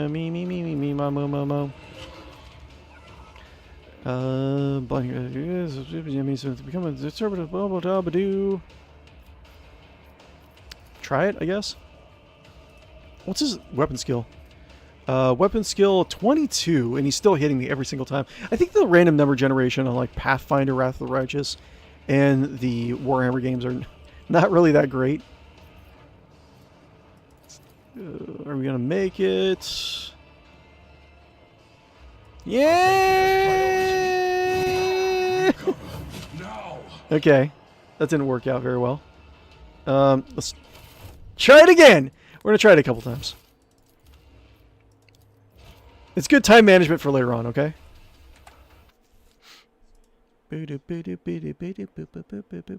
Plus, we get the read. Okay, the madness of Marius Hacks. Marius Hacks, at least in the pen and paper RPG, was the sector governor of the Callistic sector. So I don't know what's going to be going on in the cRPG, but I think the cRPG does take place closer to the 13th Black Crusade and the coming of the Great Rift. So there's going to be, it actually might add a lot of really interesting storylines to the Callistic sector and what happened to them after the Rift opens, and like, because they're still around. They're still around in the Rogue Trader cRPG that we're still playing. It's mentioned that, right? So Calixis doesn't fall after the Great Rift opens, so something happens. But it'll be interesting to find out what and what kind of events happen. Anyways, the madness of Marius Hacks. Sector Governor Marius Hacks is a fair and even-handed man who many believe is slipping into paranoia and tyranny. This change has not been one of his own making, nor a consequence, Istvanians, nor a consequence of some weakness of mind. It is a product of a careful manipulation by agents serving masters of the Istvania conviction. Inquisitors who see myriad threats and dark prophecies that are rising like shadows all around the Calixtic sector are coming as a coming trial by fire in which Hacks must prosper or the sector must die. The sector itself? I mean, like, the Calixtic sector is, like, pretty good in terms of, like, yeah, it's a necessity for the Imperium, because you pass through Calixis in order to get to the warp gate, in order to gain secret access to the eastern fringes, because there's a warp gate goes from the galactic east all the way over to the galactic west, right? And there's secret crusades that are going through that point. So you can't have Calixis fall. So that's a really dumb idea. Devoted to ordered rule and harsh judgment of anything that threatens it, Hacks has his nature played on by careful engineered assessments of the sector's stability, steered by incidents which caused him to question the loyalties of servants and adepta. More so, advisors who serve other secret masters have been carefully positioned to bend his ear. By these means, a number of Istvanians have succeeded in making Hacks increase the military power of the sector, the Lord Sector's office, beyond its direct necessity, and secure the armed forces loyal to him alone. So as in the notorious Chalice Commissariat. I think you remember that. These manipulators are also nudging this Lord Sector's perception and mental state further and further into fear of rebellion, sedition, and conspiracy. Inch by inch, they are creating Marius Hacks. As a fanatic who will rise to the crisis at the end of the tide of blood and iron. Such a deadly crisis is surely not far off. Well, you definitely don't want to. If you want to strengthen, you can't sacrifice the Callistic sector in order to strengthen the Imperium in general. That's not going to go well. That's a very dumb idea. Anyways, boop. And boop, ba-doop, ba-doop, boop, boop.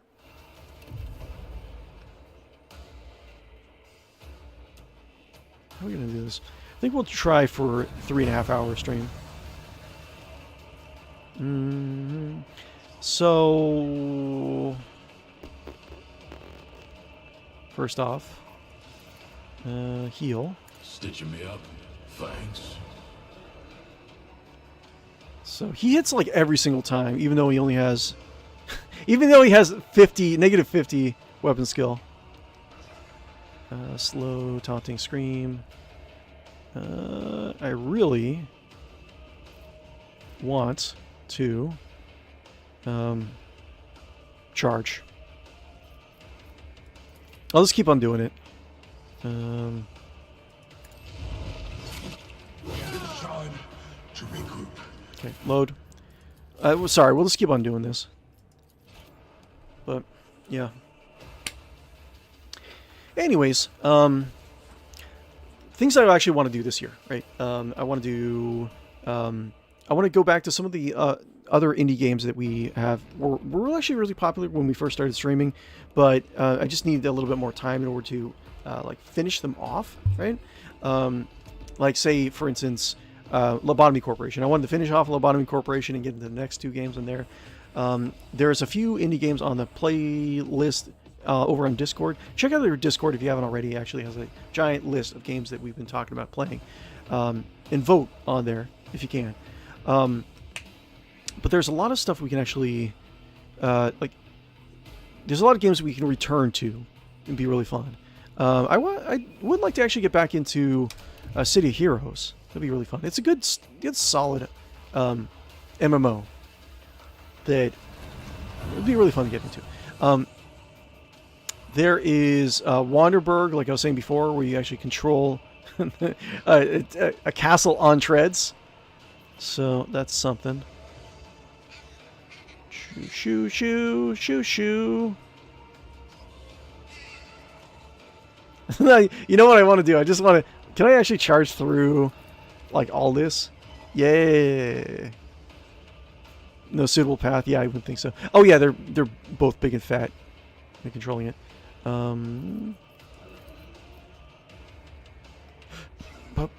It's perfect. Accepted.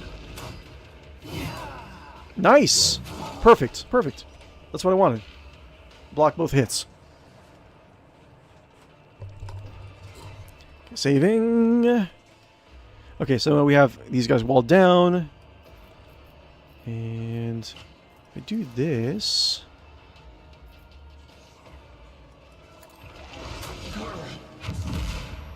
Blinding grenade. That was not worth it.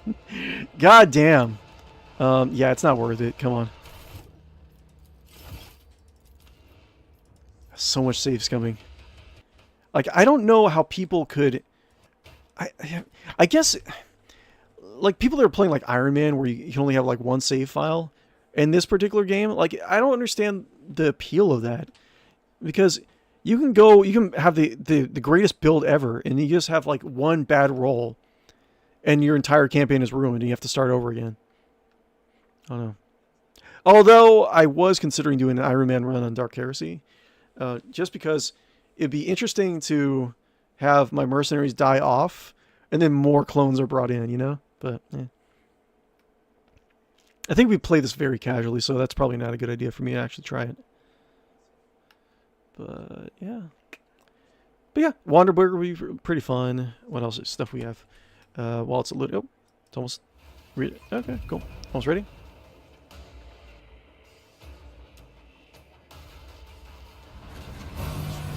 Cool. Solomorn is going to do his thing. I'm gonna bop you. Check this. Check this! Understood. Bop you. Ow. Fuck you! Fuck you! I'm sorry. I don't swear that often, but fuck you. Oh my lord. Let's see here. What was he talking about?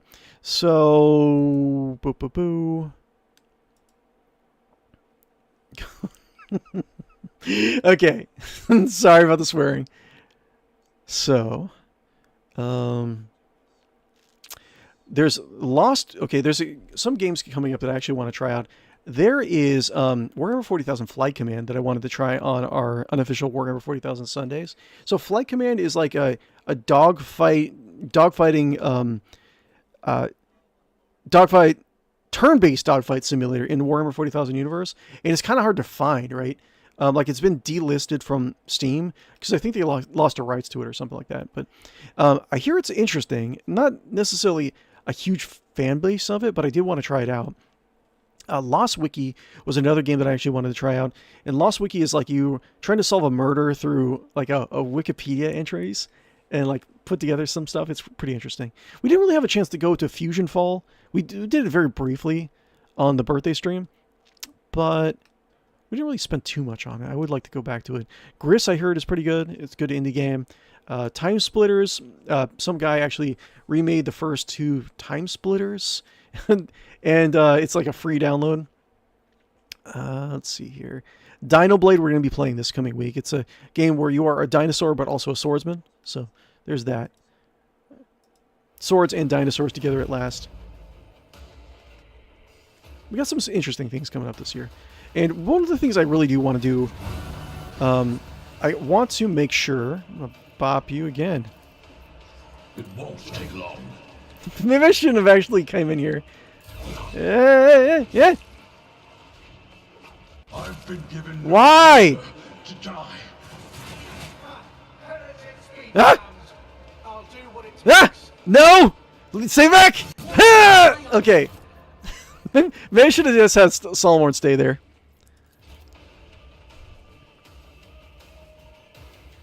I mean, he just would have killed Glado, though. I don't know, man. It's a lot of loadings. What was I saying? But yeah, let's see. I think it's probably getting close to time where we have to wrap up a little bit. Actually, no. We can do another 17 minutes or so. So we have a little bit more time. I thought it was a little bit longer. But we'll do... Well, give us enough time to finish that article in of 𝕽𝖶𝖌𝖚𝖊𝖊𝖗. But yeah, other things I want to do. Go back to Discord. See, I do want to get... one of the other IPs that I really want to get into is Shadowrun. Shadowrun Dragonfall and Shadowrun Hong Kong were something I wanted to play, but I don't think they do very well in terms of like views as a small streamer. So I don't know. I don't know how I'm going to do that. Beekeeper was really interesting. I actually want to try that out. I want to do like the Dino Blade, but also play a little bit more of Dino Warlords. That game where you're Vikings versus Knights, but also dinosaurs are involved. I would like to try that again. There's a lot of demos I could actually go through. I wanted to try Pokemon Infinite Fusion. Now that I think is the trending side of Pokemon it's so essentially you fuse multiple Pokemon together and get like new, like bizarre looking Pokemon. I did want to try that. I think it's probably not really trending, or it's not going to do very well as a video necessarily. I don't know. Maybe I should sell myself short, but I am interested in just trying it out because it seems a lot of the Pokemon you get by fusing together are like nightmarish and kind of bizarre. But I would definitely like to try that out. There's a lot of different games that we played, fan created games for like Omari that are coming out that I actually wanted to try out. Lots of indies that I would like to try out as well. Lots of returning things. I would like to go back to whatchamacallit? What is it called? I would like to go back to Red Alert 2. I didn't really play enough of that. Definitely want to try that out again. So this is like going to be a perpetual torture. Yeah, like I probably should have, because this guy has his full weapon skill. This guy does not. Whatever. It's a toughness test on this. The toughness test. Toughness is 90. Blinding grenade, toughness has become disturbed for 2 turns. What does disturbed do? Disturbed is... Oh, negative 10 penalty to the fellowship and willpower? Why don't we even have that?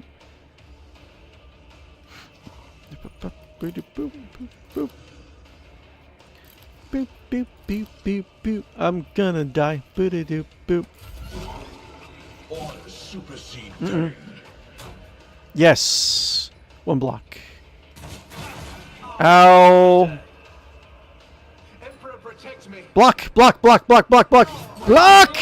Block, damn you! That's not blocking. Anyways. Yeah. Oh my lord, I'm going to spend like 1 billion years on this, aren't I? 1 billion years in this combat scenario. How's my hair? Does it look beautiful for you guys? Hope it does. Thank you guys for hanging out with me. You guys, I really do appreciate every last one of you. Okay, anyways. Let's see. 𝕽𝖶𝖌𝖚𝖊𝖊𝖗 and other inquisitorial factions. Massive Mario attacks. Yeah, 𝕽𝖶𝖌𝖚𝖊𝖃𝖚𝖃 and other inquisitorial factions. The 𝕽𝖶𝖌𝖚𝖃 agendas as warmongers and agents of anarchy tend to conflict with those of most other radical and Puritan factions within the Inquisition. Those who perhaps comes closest in concordance with the 𝕽𝖶𝖌𝖚 convictions are the philosophies of the Recongregators, who wish to tear down the stagnant monoliths of the Imperium and replace them with the bold agencies of change. Both factions frequently foment rebellion within the Imperium, operate covertly, and create mayhem and disorder. The agreement is, however, largely superficial, as the creation of conflict, disorder, and mayhem is an end to itself for the 𝕽𝖶𝖌𝖚ans. What comes after is an inevitable consequence of disaster acting on of mankind. On occasion, agents of the 𝕽𝖉𝖊𝖚𝖆ans and recongregators work in concert, but rarely does it result in the more than the briefest alliance. Like the recongregators, the destabilizing nature of the 𝕽𝖉𝖊𝖚an operators puts them in a frequent and bitter conflict with powerful 𝕿𝖗𝖆𝖊𝖚nians who value order and continuing above all else. Those are like one of the 𝕿𝖗𝖆𝖊𝖚nians are the radical inquisitors who are like, you believe in the static tendency, the Imperium should be the way it is, and damn all other consequences. Other factions, both Puritan and radical, are seen by 𝕽𝖉𝖊𝖚nians as being of little importance in terms of what they believe or do, but is seen as vital for creating a conflict within the Inquisition itself. It's not uncommon for 𝕽𝖉𝖊𝖚nians to wade in on one side or another of a clash between Inquisitors or rival factions for no other reason than to make the strife between members of the Inquisition all the more intense. That's going to be really interesting. I'm sure that there's going to be inter-conflict with factions of the Inquisition in the Dark Heresy game. So that'll be, yeah, I'm confident that this is going to be the good, like, being an 𝕽𝖉𝖊𝖚nian is going to be it's a good direction for us. I think that's going to be really good. Clash between Inquisitors or other rival factions for no other reason than make the strife between members of the Inquisition all the more intense. This, however, can lead to profound trouble for the 𝕽𝖉𝖊𝖚nian forces involved, particularly if they have meddled in the affairs of powerful or supremely dangerous factions, such as the Xanthites or the Libercar, whose retaliation is going to be brutal and swift. Like all radical factions, the 𝕽𝖉𝖊𝖚nians are either viewed as contemptible or dangerous by the Puritan majority, while many other radicals see 𝕽𝖉𝖚nians as destructive and impetuous fools who upset and destroy things for which they have no deeper understanding and whose actions ultimately weaken the Imperium. Interesting. I still think it's good. We can be kind of like a more antagonistic, character. So yeah, I like it so far. Let's do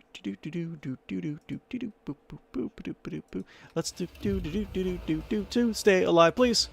Stay alive, please. I want you guys to stay alive as much as you can. Solomon, do not die. Out. Oh. Yeah, block. It's good so far. Out. Okay, it's fine. He's alive. It's fine. Get out of here with your firm kick. I don't know, man. Maybe I shouldn't save. Because Solomon's going to lose a turn because he got kicked. God damn. This is so hard.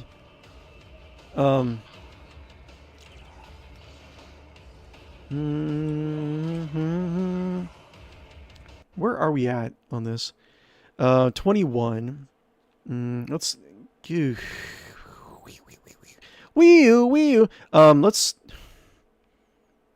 Let's load again.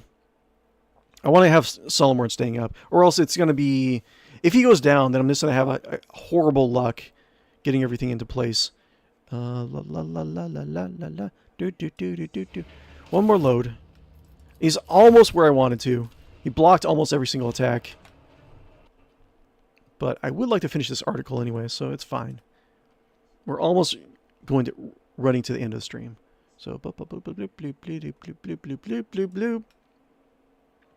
and we'll talk a little bit about how our Inquisitors are going to look like. And you know what? As a community project, I don't know how we can do this, but I can say that we can expand the lore so that the Inquisitor in the 𝕽𝖉𝖚nian Inquisitor in Dark Heresy is going to have his secret cabal of acolytes, and you guys can all be his acolytes and members of the general cabal, right? We can all be part of the same cabal. We can make up the lore on that too. That would be really fun. I would like that.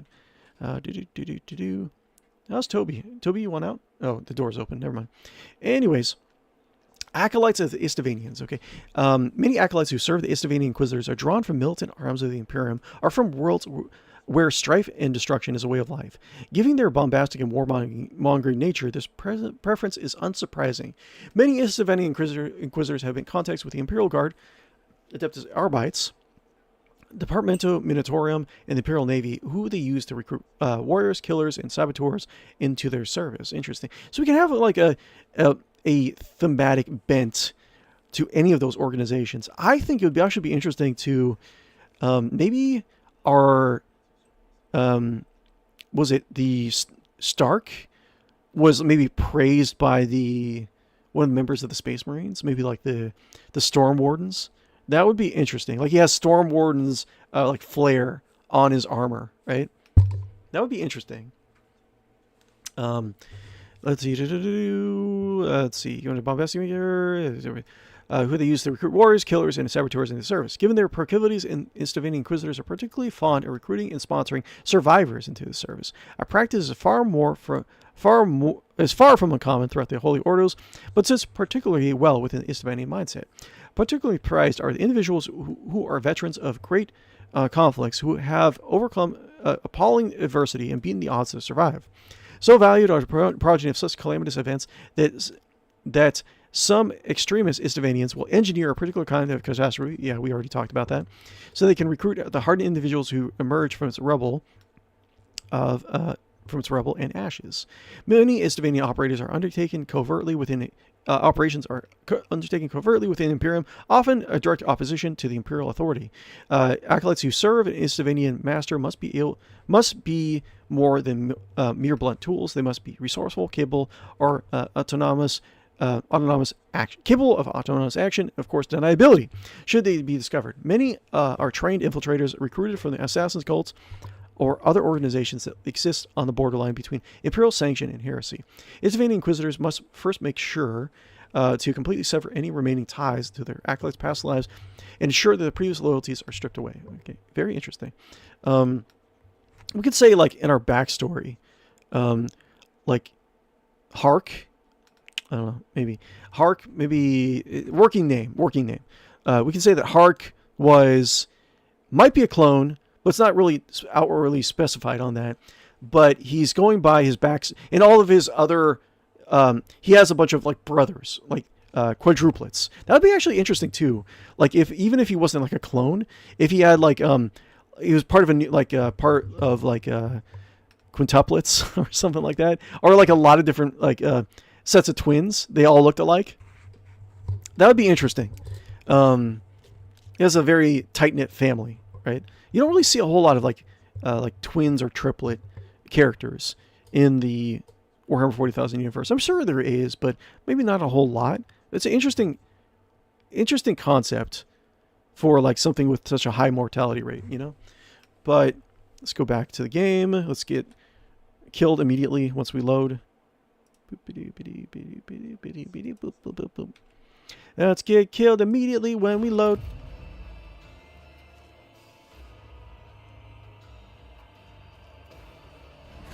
So I have to avoid 4 attacks with Solomorn, because like at least avoid the 2 from this guy, and then at least avoid the kick or the effect of the kick.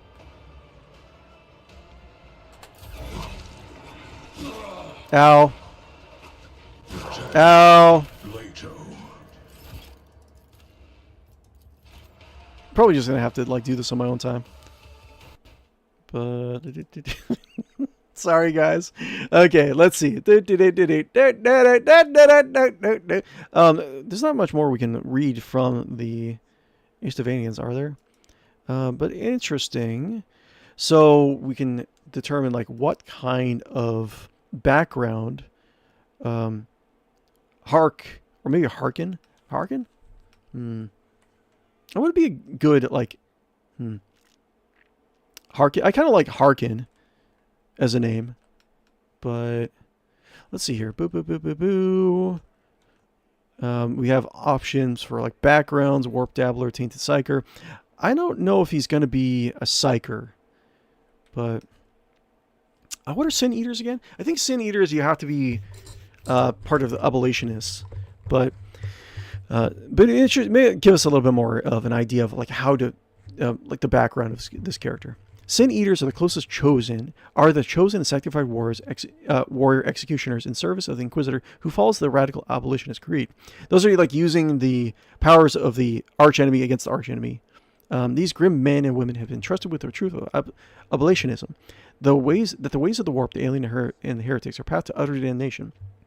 But that a few pure servants of the Emperor must tread those paths and walk willingly into damnation if all are to be saved. I still like the idea of being an oblationist, but the Emperor must be saved. Having accepted this truth and improved their loyalty to the Emperor, an acolyte must be submitted to terrible ordeals invested with a dictate to destroy any who would stray into damnation and so become a sin eater. Grim in aspect and nature, sin eater is a merciless warrior who is prepared and trained to meet the powers of witch and demon head on. Interesting. I don't know if I'm feeling that for my character now, but because I would, a lot of these characters that are like oblationists, especially like the oblationists, are not really, they're good. They're like very well trained to not like taper down to their emotions and not be a very interesting in terms of like a broader like character. Whereas an 𝕽𝖆𝖊𝖊𝖚 can have like any sort of like he can act benevolent, right? He can act benevolent. He can do a lot of like things. He can laugh, but like the core of his being would be like, I like my friend, but I will sacrifice him for the greater good if necessary. You know?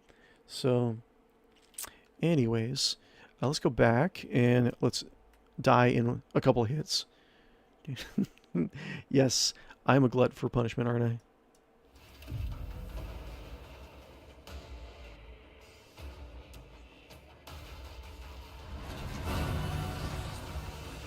Boop.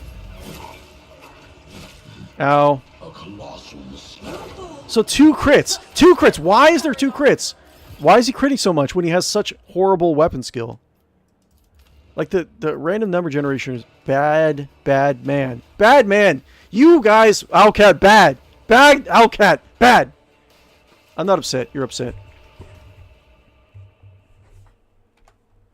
Okay. What do we got? 3:30. So we're at the time where Thompson goes to wrap up. Well, I'll do one more try, and then I'll just try to make some progress in the combat and the update. I'll make some progress in the downtime. I'll try to get closer to finishing the combat, and when it looks like I've got the combat in the bag, then we'll play. Oh, we won't be doing Rogue Trader next stream. We'll be doing it the stream after. Next stream is going to be Battlefield Gothic again, but by then I'll be able to work out this combat most definitely. But yeah, I think we have a good concept of a character in mind. So let's see. But like, so Stark, a notorious radical inquisitor, Lord of Faith. So Stark helped actually found the Calixic sector from the shadows, right? Maybe he was put to death. We don't really know. But maybe he has his descendants or his clones, right? Continue his philosophy or spread his philosophy. So our main character is going to be kind of like a philosopher monk, but with like in terms of like strength through adversity is going to be our primary goal, right? Let's see here. Let's do copy this. Let's run it through the generator a little bit more, actually. Let's do this image is of a Warhammer 40,000 Inquisitor. Let's say Inquisitor. With robes and a pointed metal hat. I'm going to say change the robes to a thick leather coat. Thick leather coats. That's fine. We'll change it to a coat because I'm not feeling the rags in the coat. He seems like more prim and proper, right? I like the metal cone hat. It seems dumb. Let's flip this around a little bit. And I think in future streams, in like Battlefleet Gothic Armada and in Rogue Trader, we'll try to brainstorm like the name of our cabal that we're actually working with, right? Let's see here. Boop-a-doop-a-doo. Let's go back. And try another couple. See if we can actually do this.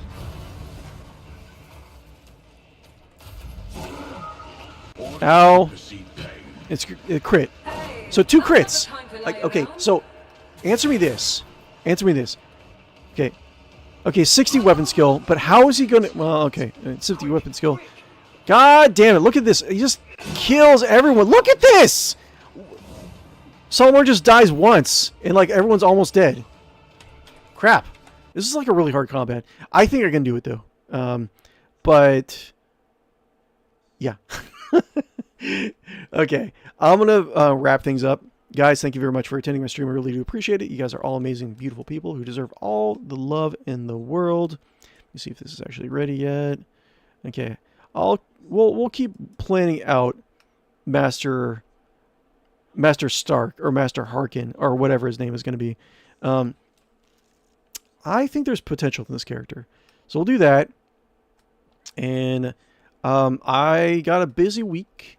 So I'll see you the normal scheduled times. I might try to poop in every so often for some like early streams. I'm going to try to do it. I'll be on Discord if you guys want to come and hang out and chat. Just at me on social media, at me on Discord if you ever want to just hang out and do whatever. Thank you guys very much for attending my stream. Like I said before, be sure to like and follow and subscribe on YouTube and Twitch. That would be great. I really do appreciate it. We'll clear that 500 sub goal before the end of the month. I can feel it. It's not that much more. And yeah, that's pretty much it. Ave Emperor and Dominus X Terra, whatnot, whatever you want to say.